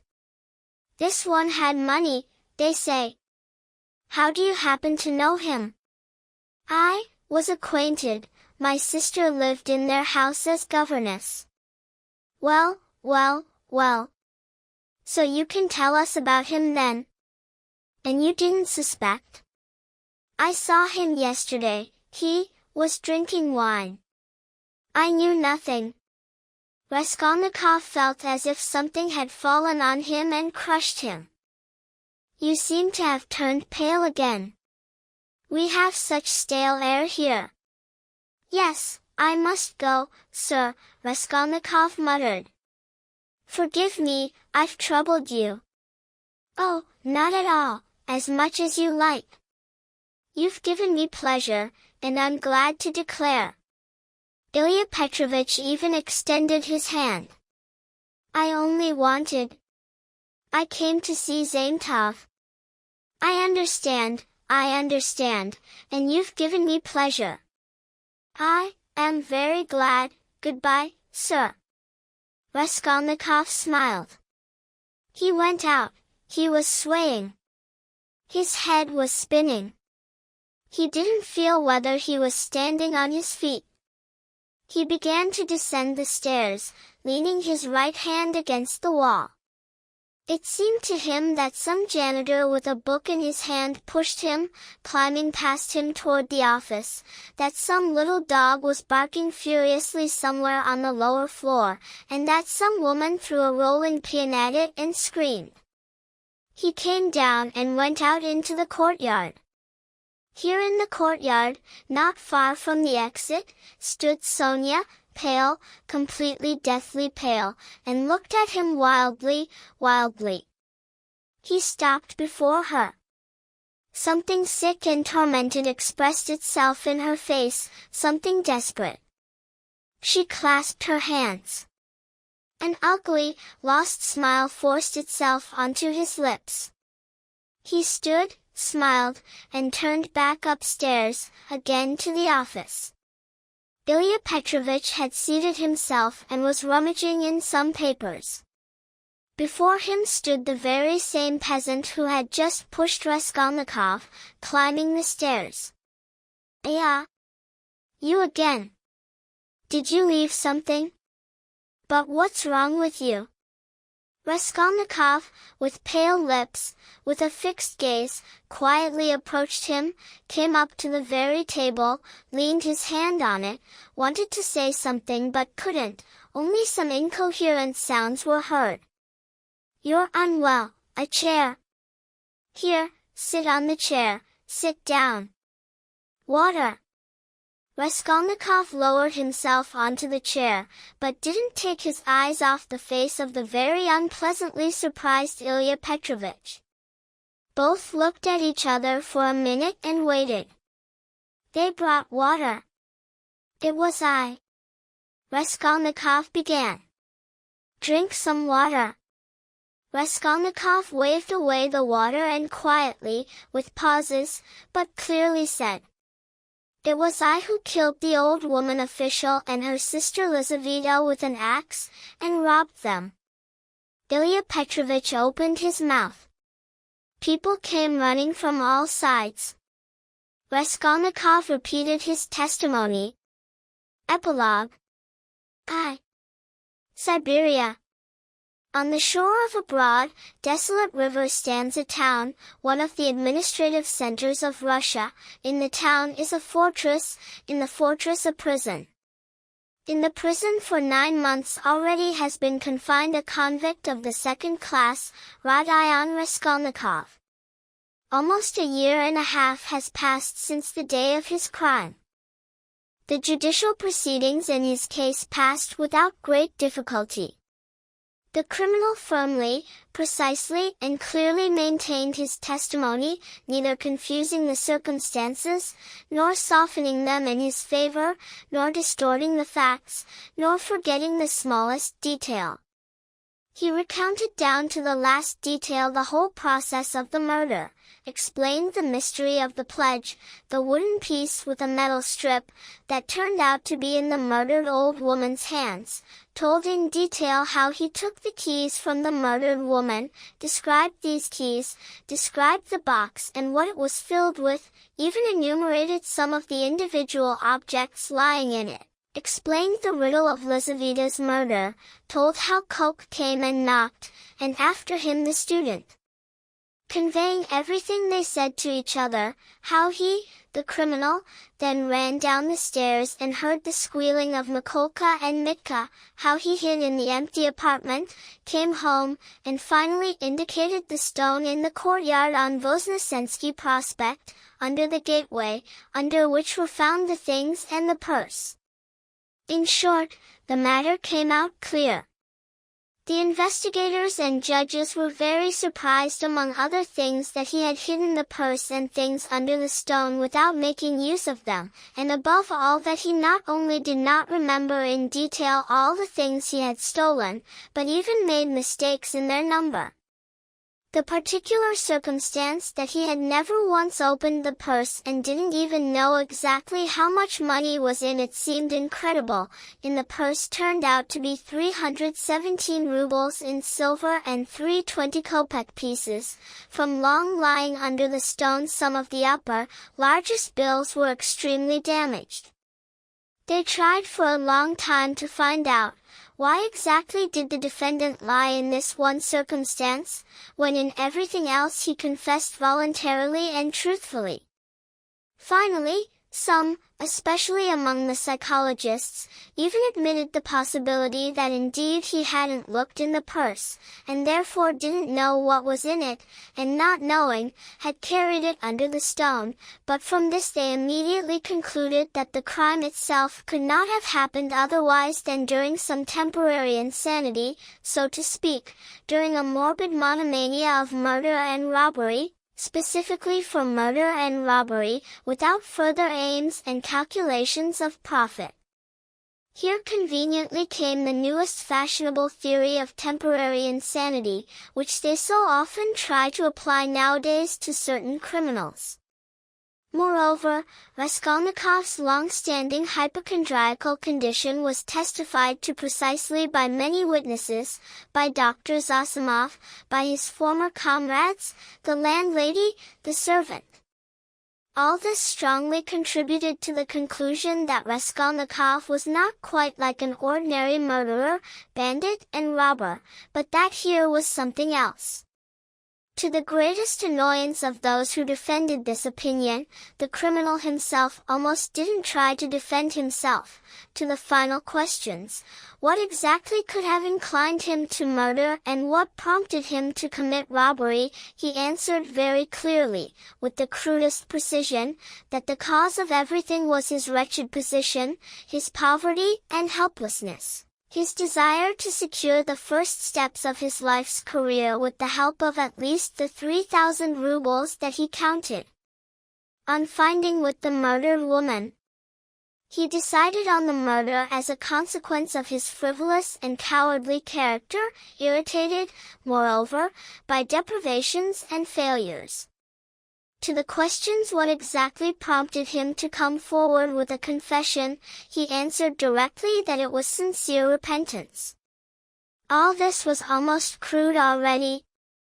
The sentence, however, turned out more merciful than could have been expected, judging by the committed crime, and perhaps precisely because the criminal not only didn't want to justify himself, but even as if expressed a desire to accuse himself still more. All the strange and particular circumstances of the case were taken into account. The sick and wretched condition of the criminal before the commission of the crime was not subject to the slightest doubt. That he didn't make use of what he had stolen was counted partly as the action of awakened repentance, partly as an imperfect healthy state of mental faculties at the time of committing the crime. The circumstance of the accidental murder of Lizaveta even served as an example supporting the last supposition. A man commits 2 murders and at the same time forgets that the door stands unlocked. Finally, his coming forward with a confession, at the very time when the case had become extraordinarily confused as a consequence of the false testimony against himself by the dejected zealot, Nikolai, and moreover, when against the real criminal there were not only no clear evidence, but even almost no suspicions, Porfiry Petrovich fully kept his word. All this finally contributed to softening the fate of the accused. There appeared, moreover, completely unexpectedly other circumstances strongly favoring the defendant. The former student Razumikhin dug up from somewhere information and presented proofs that the criminal Raskolnikov, while at university, from his last means helped one of his poor and consumptive university comrades and almost supported him for half a year. When the latter died, he took care of the surviving old and decrepit father of the deceased comrade, whom he had supported and fed by his labors from almost the age of 13, finally placed this old man in the hospital, and when he too died, buried him. All this information had some favorable influence on the decision of Raskolnikov's fate.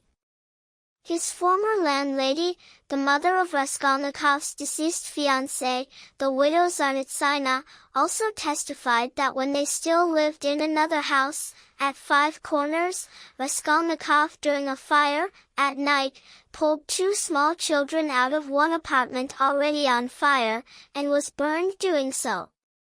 This fact was carefully investigated and fairly well attested by many witnesses. In short, it ended with the criminal being sentenced to hard labor of the 2nd class, for a term of only 8 years, in consideration of his coming forward with a confession and certain circumstances mitigating his guilt. At the very beginning of the trial, Raskolnikov's mother fell ill. Dunya and Razumikhin found it possible to take her out of Petersburg for the entire duration of the trial. Razumikhin chose a town on the railroad and at a close distance from Petersburg, so as to be able to follow regularly all the circumstances of the trial and at the same time to see Avdotya Romanovna as often as possible. Pulcheria Alexandrovna's illness was some strange, nervous kind, and was accompanied by something like insanity, if not complete, then at least partial. Dunya, returning from her last meeting with her brother, found her mother already completely ill, in fever and delirium. That same evening she agreed with Razumikhin what exactly to answer mother on her questions about her brother and even invented together with him, for mother, a whole story about Raskolnikov's departure somewhere far away, to the Russian border, on some private commission, which would bring him finally both money and fame. But they were struck that Pulcheria Alexandrovna neither then nor later questioned about any of this herself. On the contrary, she herself turned out to have a whole story about her son's sudden departure. With tears she told how he had come to her to say goodbye, gave hints that only she alone knew many very important and mysterious circumstances, and that Rodia had many very powerful enemies, so that he even had to hide. As for his future career, that too seemed to her undoubted and brilliant. When certain hostile circumstances would pass, she assured Razumikhin that her son would in time even be a statesman, which was proved by his article and his brilliant literary talent. This article she read incessantly, sometimes even read it aloud, almost slept with it, and yet almost didn't ask where exactly Rodia was now, despite even the fact that they visibly avoided talking about this with her, which alone could have aroused her suspicion. They finally began to fear this strange silence of Pulcheria Alexandrovna concerning certain points. She, for example, didn't even complain that there were no letters from him, whereas before, living in her little town, she lived only by one hope and one expectation of receiving a letter soon from her beloved Rhodia. This last circumstance was too inexplicable and greatly troubled Dunya.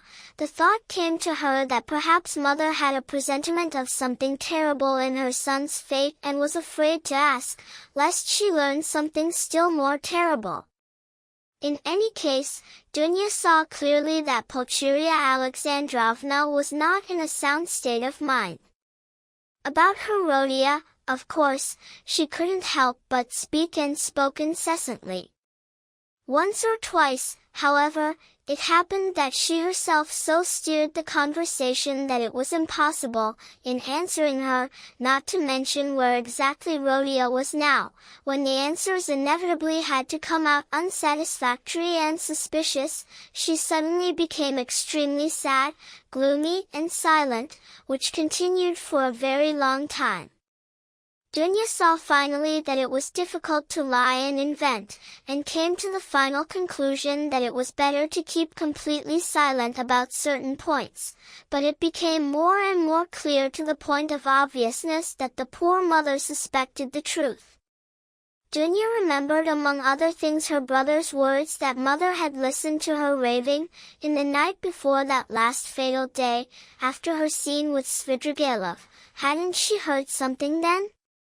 Often, sometimes after several days and even weeks of gloomy, dark silence and silent tears, the patient somehow hysterically revived and suddenly began to speak aloud, almost without stopping, about her son, about her hopes, about the future.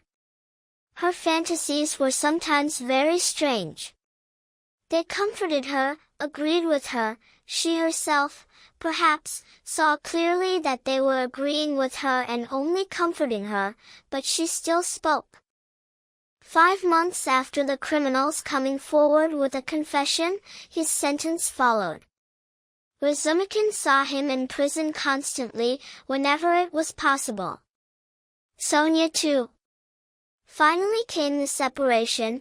Dunya swore to her brother that this separation was not forever, Razumikin too.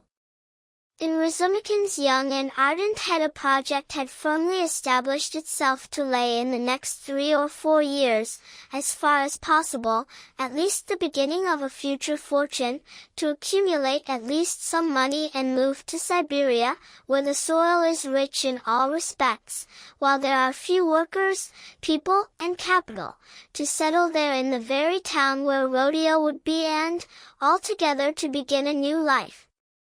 They all cried when parting. Raskolnikov these last days had been very thoughtful, asked much about his mother, constantly worried about her. He even suffered too much about her, which troubled Dunya. Learning in detail about his mother's morbid state of mind, he became very gloomy. With Sonia he was for some reason especially uncommunicative all this time.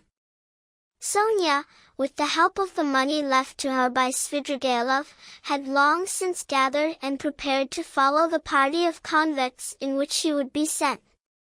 About this not a word was ever mentioned between her and Raskolnikov, but both knew that it would be so. At the very last farewell he smiled strangely at the ardent assurances of his sister and Razumikin about their happy future when he would come out of hard labor, and predicted that his mother's morbid condition would soon end in disaster. He and Sonia finally departed. 2 months later Dunechka married Razumikin. The wedding was sad and quiet. Among the invited, however, were Porfiry Petrovich and Zosimov. All this last time Razumikin had the appearance of a firmly resolved man. Dunya believed blindly that he would fulfill all his intentions, and couldn't help but believe. In this man an iron will was visible. Among other things, he began again to attend university lectures, to finish his course. They both constantly made plans for the future, both firmly counted on certainly moving to Siberia in 5 years. Until then they hoped there for Sonia. Pulcheria Alexandrovna joyfully blessed her daughter's marriage to Razumikin, but after this marriage she seemed even sadder and more preoccupied.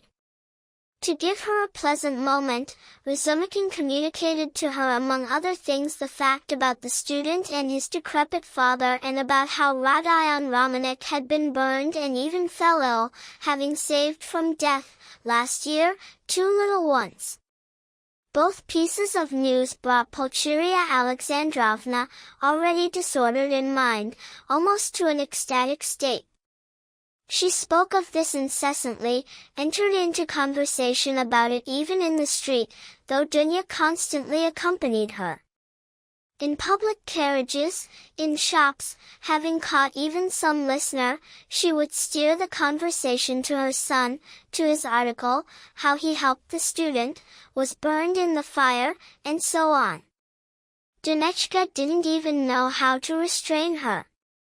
Already besides the danger of such an ecstatic, morbid state of mind, there was also the threat of disaster that someone might remember the surname Raskolnikov from the past court case and start talking about it.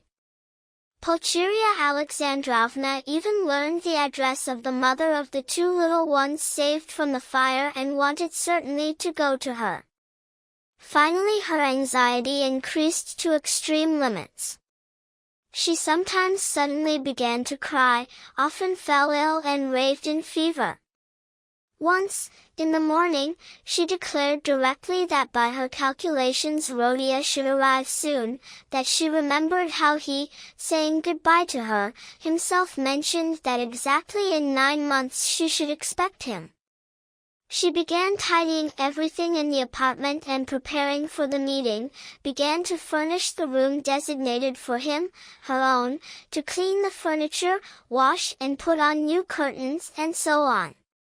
Dunya was alarmed, but kept silent and even helped her arrange the room for receiving her brother.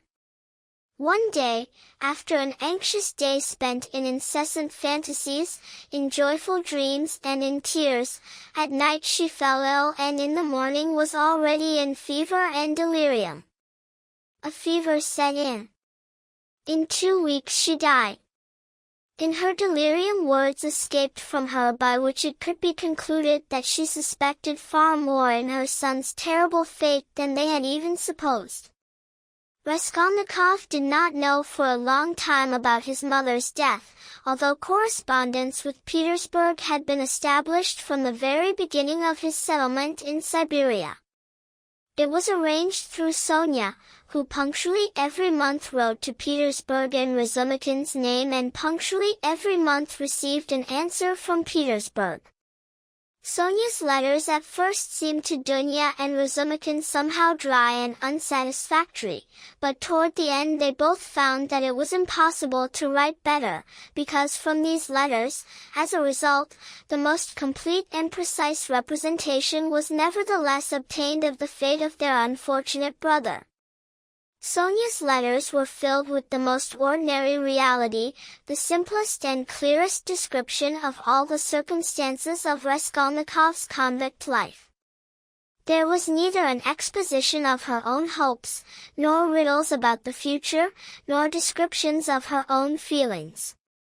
Instead of attempts to explain his state of mind and generally all his inner life, there stood only facts, that is, his own words, detailed news about the state of his health, what he wished then during the meeting, what he asked her about, what he entrusted to her, and so on. All this news was communicated with extraordinary detail. The image of the unfortunate brother finally emerged by itself, was drawn precisely and clearly. There could be no mistakes here, because everything was true facts. But little consolation could Dunya and her husband draw from these reports, especially at the beginning. Sonia constantly reported that he was constantly gloomy, not talkative, and even almost not at all interested in the news that she communicated to him each time from the letters she received, that he asked only about his mother, and when she, seeing that he was already guessing the truth, finally communicated to him about her death, to her surprise even the news of his mother's death didn't seem to affect him very strongly, at least so it seemed to her from outward appearance. She reported among other things that despite the fact that he, apparently, was so absorbed in himself and as if locked away from everyone, he related to his new life very directly and simply, that he clearly understood his position, expected nothing better nearby, had no frivolous hopes, which is so characteristic in his position, and was almost surprised at nothing in the new environment surrounding him, so little resembling anything from before. She reported that his health was satisfactory. He went to work, from which he didn't shirk and for which he didn't volunteer. He was almost indifferent to food, but this food, except on Sundays and holidays, was so bad that finally he willingly accepted from her, Sonia, some money to have daily tea for himself. As for everything else he asked her not to worry, assuring her that all these concerns about him only bothered him. Further, Sonia reported that his accommodation in the prison was common with everyone. She hadn't seen the interior of their barracks, but concluded that it was cramped, ugly and unhealthy, that he slept on the plank beds, laying felt under himself, and didn't want to arrange anything else for himself. But that he lived so roughly and poorly not at all by some preconceived plan or intention, but simply from inattention and outward indifference to his fate. Sonia wrote directly that he, especially at the beginning, not only wasn't interested in her visits, but even almost was annoyed at her, was not talkative and even rude to her, but that toward the end these meetings became a habit for him and even almost a necessity, so that he even became very melancholy when she was ill for several days and couldn't visit him. She saw him on holidays at the prison gates or in the guardhouse, where he was called out to her for a few minutes, on weekdays at work, where she went to see him, or in the workshops, or at the brick factories, or in the sheds on the bank of the Irtish.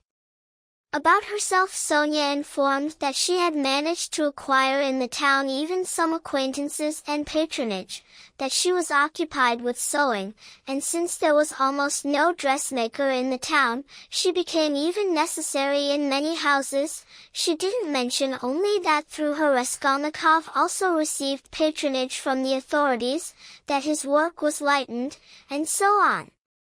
Finally came news. Dunya even noticed some particular agitation and anxiety in her last letters, that he avoided everyone, that in the prison the convicts didn't like him, that he was silent for whole days and was becoming very pale. Suddenly, in the last letter, Sonia wrote that he had fallen very seriously ill and was lying in the hospital, in the convict ward. 2.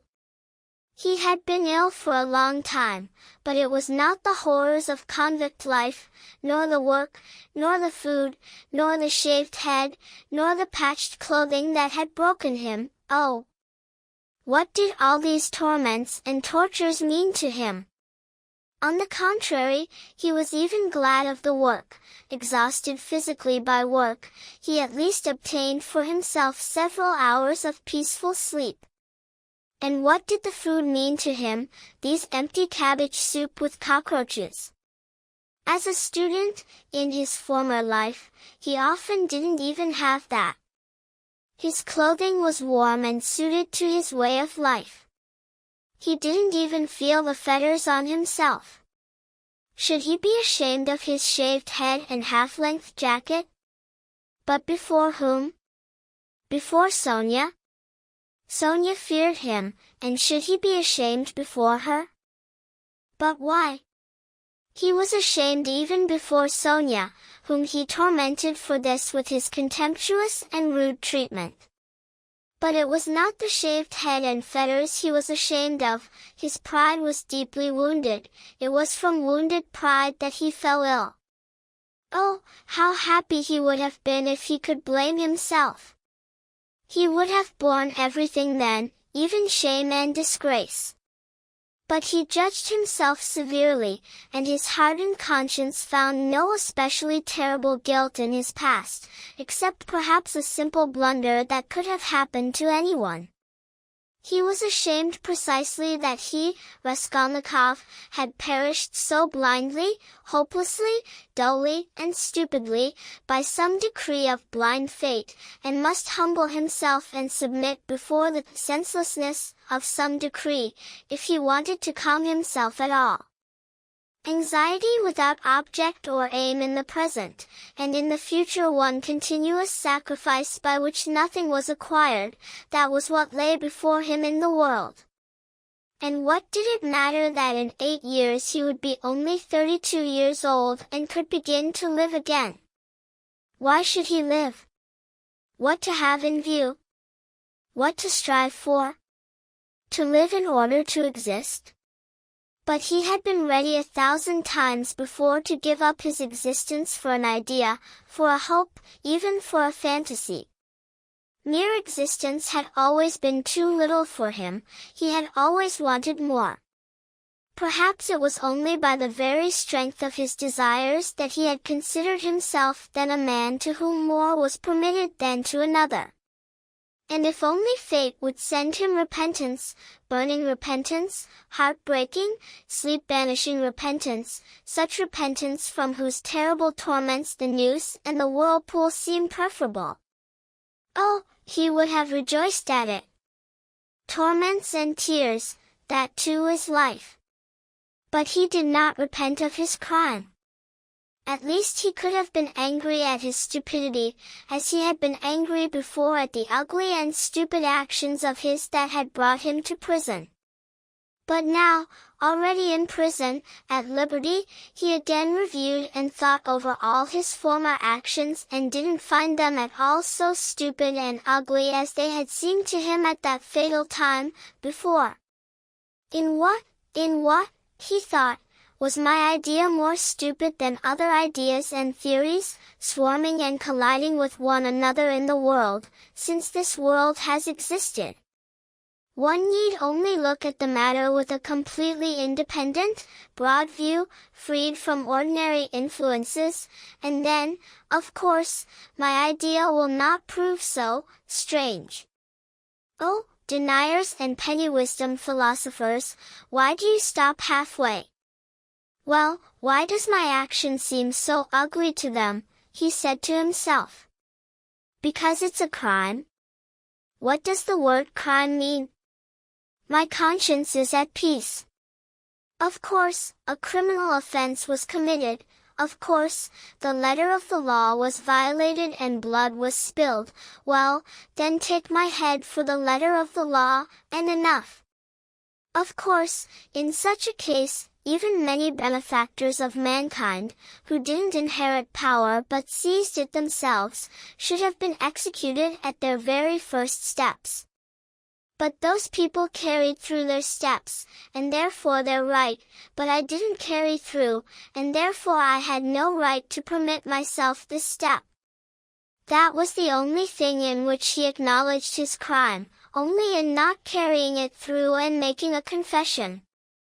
He also suffered from the thought, why had he not killed himself then? Why had he stood over the river then and preferred confession? Was there really such strength in this desire to live, and was it so difficult to overcome it? Svidrigailov had overcome it, who feared death.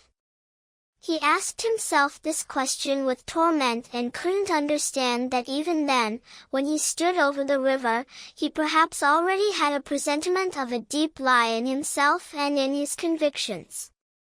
He didn't understand that this presentiment could be the harbinger of a future break in his life, his future resurrection, his future new view of life.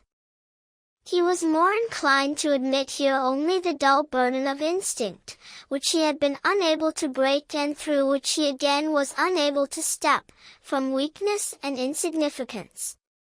He looked at his fellow convicts and was surprised, how they all loved life too, how they valued it. Precisely, it seemed to him that in prison they loved and valued it even more, and treasured it more than in freedom. What terrible torments and tortures had some of them endured, for example, the tramps. Could really one ray of sunshine mean so much to them? The dense forest, somewhere in an unknown wilderness, a cold spring, marked since 3 years ago, and of which the tramp dreams as of a meeting with his mistress, sees it in his sleep, the green grass around it, the singing bird in the bush? Looking further, he saw examples still more inexplicable. In the prison, in the environment surrounding him, he, of course, noticed much not at all, and didn't want to notice at all. He lived somehow with downcast eyes. It was loathsome and unbearable for him to look. But toward the end much began to surprise him, and he, somehow involuntarily, began to notice what he hadn't even suspected before. In general, and most of all, he began to be surprised by that terrible, that impassable abyss that lay between him and all these people. It seemed that he and they were of different nations. He and they looked at each other mistrustfully and hostilely. He knew and understood the general causes of such separation, but he had never before admitted that these causes were in fact so deep and strong. In the prison there were also exiled Poles, political criminals. They simply considered all these people ignorant and slaves and despised them from above, but Raskolnikov couldn't look at it that way. He saw clearly that these ignorant people were in many ways far smarter than these very Poles. There were also Russians here, who too much despised these people, one former officer and 2 seminarians. Raskolnikov clearly noted their mistake too. He himself was not loved and was avoided by all. They even began to hate him toward the end. Why? He didn't know. Those who were far more criminal than him despised him, laughed at his crime. "You're a gentleman," they said to him. "You shouldn't have gone with an axe, not a gentleman's business at all." In the second week of Great Lent came his turn to fast together with his barracks. He went to church and prayed together with the others.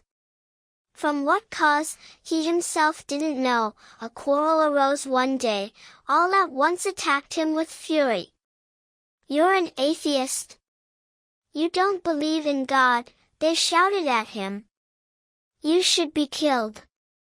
He had never spoken to them about God and faith, but they wanted to kill him as an atheist. He was silent and didn't object to them. One convict threw himself at him in decisive frenzy. Raskolnikov awaited him calmly and silently. His eyebrow didn't move, not a single feature of his face trembled. The guard managed in time to stand between him and the killer, otherwise blood would have been spilled. One more question was insoluble for him: why did they all love Sonia so much? She didn't ingratiate herself with them, they met her too rarely, sometimes only at work, when she came for 1 minute to see him. But meanwhile everyone already knew her, knew also that she had followed him, knew how she lived, where she lived. She didn't give them money, didn't render special services. Only once, at Christmas, did she bring alms to the whole prison, pies and rolls. But gradually some closer relations were established between them and Sonia. She wrote letters for them to their relatives and sent them to the post office. Their relatives, coming to the town, left things for them in Sonia's hands, by their direction, and even money. Their wives and mistresses knew her and went to her. And when she appeared at work, coming to Raskolnikov, or met with a party of convicts going to work, in the street, all took off their caps, all bowed. "Little mother, Sofia Semyonovna, you are our mother, tender, ailing," these coarse, branded convicts said to this small and thin creature. She smiled and bowed back, and they all loved it when she smiled at them. They even loved her walk, turned to look after her as she walked, and praised her. They even praised her for being so small, didn't even know what to praise her for. They even came to her to be treated. He lay in the hospital all the end of Lent and Easter week. Already recovering, he once remembered a dream he had when he still lay in fever and delirium. He dreamed that the whole world was condemned to fall victim to some terrible, unheard of and unprecedented plague, coming from the depths of Asia to Europe. All were to perish, except certain very few, chosen ones. Some new trichini appeared, microscopic creatures, settling in people's bodies. But these creatures were spirits, endowed with mind and will. People who received them into themselves immediately became possessed and mad. But never had people considered themselves so intelligent and unshakable in the truth as these infected ones considered themselves. Never had they considered their verdicts, their scientific conclusions, their moral convictions and beliefs more unshakable. Whole villages, whole towns and peoples became infected and went mad. All were in anxiety and didn't understand each other, each thought that truth was contained in him alone, and suffered looking at others, beat his breast, wept and wrung his hands. They didn't know whom and how to judge, what to consider evil, what good. They didn't know whom to blame, whom to justify. People killed each other in some senseless spite. They gathered against each other in whole armies, but the armies, already on the march, suddenly began to tear themselves apart, the ranks fell into disorder, the warriors threw themselves at each other, stabbed and cut, bit and ate each other. In the towns the alarm bell rang all day, everyone was summoned, but who was calling and for what, no one knew, but all were in anxiety. The most ordinary trades were abandoned, because everyone proposed his own ideas, his own corrections, and they couldn't agree, agriculture stopped. Here and there people ran together in groups, agreed together on something, swore not to part, but immediately began something completely different from what they themselves had just proposed, began to blame each other, fought and stabbed each other. Fires began, famine began. All and everything perished. The plague grew and moved further and further. In the whole world only a few people could be saved, these were pure and chosen, destined to begin a new race of people and a new life, to renew and purify the earth, but no one anywhere saw these people, no one heard their word and voice. Raskolnikov was tormented by the fact that this senseless delirium echoed so sadly and so painfully in his memories, that the impression of this dream took so long to pass. Already the second week after Easter had come, warm, clear, spring days stood. In the convict ward they opened the windows, barred, under which walked a sentry. Sonia, during all the time of his illness, could only visit him twice in the ward, each time it was necessary to request permission, and this was difficult. But she often came to the hospital courtyard, under the windows, especially toward evening, and sometimes just to stand in the courtyard for a minute and at least look from afar at the windows of the ward. One evening, toward evening, Raskolnikov, already almost completely recovered, had fallen asleep. Waking up, he accidentally approached the window and suddenly saw in the distance, at the hospital gates, Sonia. She stood as if waiting for something. Something as if pierced Raskolnikov at that moment. He shuddered and quickly moved away from the window. The next day Sonia didn't come, on the third day too, he noticed that he was waiting for her with anxiety. Finally he was discharged. Coming to the prison, he learned from the convicts that Sofia Semyonovna had fallen ill, was lying at home and not going anywhere. He was very anxious, sent to inquire about her. He soon learned that her illness was not dangerous. Learning in turn that he was so melancholy and worried about her, Sonia sent him a note, written in pencil, and informed him that she was much better, that she had a simple light cold, and that she would come very, very soon to see him at work. When he read this note, his heart beat strongly and painfully. The day was again clear and warm. Early in the morning, around 6 o'clock, he went to work, to the bank of the river, where in a shed was set up a kiln for alabaster, and where they crushed it. Only 3 workers went there in all. One of the convicts took the guard and went with him to the fortress for some tool, the other began to prepare wood and load it in the kiln. Raskolnikov came out of the shed onto the very bank, sat on logs piled by the shed and began to look at the broad and desolate river. From the high bank a broad expanse opened. From the distant opposite bank a song was barely audibly carried. There, in the boundless steppe flooded with sun, nomadic yurts showed black as barely noticeable dots. There was freedom, and other people lived there, completely unlike those here, there as if time itself had stopped, as if the ages of Abraham and his flocks had not yet passed. Raskolnikov sat, looked motionlessly, without tearing away. His thought passed into reveries, into contemplation, he thought of nothing, but some anguish stirred and tormented him. Suddenly Sonia appeared beside him. She approached almost inaudibly and sat down next to him. It was still very early, the morning chill had not yet softened. On her was her poor, old burnous and green shawl. Her face still bore signs of illness, had grown thin, pale, sunken. She smiled at him affectionately and joyfully, but, as usual, timidly extended her hand to him. She always extended her hand to him timidly, sometimes didn't even give it at all, as if afraid that he would push her away.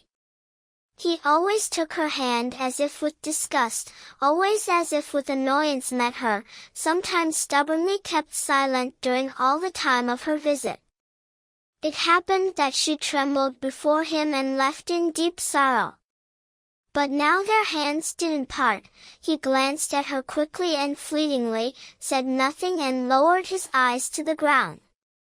They were alone, no one saw them. The guard at that moment had turned away. How it happened, he himself didn't know, but suddenly something as if caught him up and as if threw him at her feet.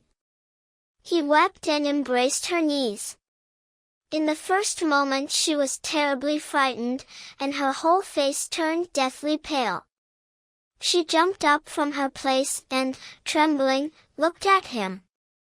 But immediately, in that same instant, she understood everything. In her eyes shone infinite happiness, she understood, and for her there was no longer any doubt that he loved, infinitely loved her, and that finally this moment had come. They wanted to speak but couldn't. Tears stood in their eyes. They were both pale and thin, but in these sick and pale faces already shone the dawn of a renewed future, of full resurrection into a new life. Love resurrected them, the heart of one contained infinite sources of life for the heart of the other. They resolved to wait and endure. They still had 7 years left, and until then so much unbearable torment and so much infinite happiness. But he was resurrected, and he knew it, felt it fully with all his renewed being, and she lived only by his life. That same evening, when the barracks were already locked, Raskolnikov lay on the plank bed and thought of her. On this day it even seemed to him that all the convicts, who had been his enemies, already looked at him differently. He even started talking to them himself, and they answered him kindly. He remembered this now, but of course it had to be so. Shouldn't everything change now? He thought of her. He remembered how he had constantly tormented her and tore at her heart. He remembered her poor, thin little face, but these memories almost didn't torment him now. He knew with what infinite love he would now redeem all her sufferings. And what indeed were all the torments of the past? Everything, even his crime, even the sentence and exile, now seemed to him some external, strange fact, as if it hadn't even happened to him. However, he couldn't think long and steadily about anything this evening, concentrate his thought on anything, and he wouldn't have resolved anything consciously now. He only felt. Instead of dialectics, life had come, and something completely different had to work itself out in consciousness. Under his pillow lay the Gospel. He took it up mechanically. This book belonged to her, was the very one from which she had read to him about the resurrection of Lazarus. At the beginning of his imprisonment he had thought that she would torment him with religion, would talk about the gospel and force books on him. But to his greatest surprise she never once spoke of this, never once even offered him the gospel. He himself had asked her for it not long before his illness, and she silently brought him the book. Until now he hadn't opened it. He didn't open it now either, but one thought flashed through him: can her convictions not be my convictions now too? Her feelings, her aspirations, at least. She too had been agitated all this day, and at night even fell ill again. But she was so happy and so unexpectedly happy that she almost feared her happiness. 7 years, only 7 years. At the beginning of their happiness they were both ready to look at these 7 years as at 7 days. He didn't even know that the new life wouldn't come to him for nothing, that it had to be dearly bought, paid for by a great future deed. But here begins a new story, a story of the gradual renewal of a man, a story of his gradual regeneration, his gradual transition from one world to another, his acquaintance with a new, hitherto completely unknown reality. This could constitute the theme of a new tale, but our present tale is ended.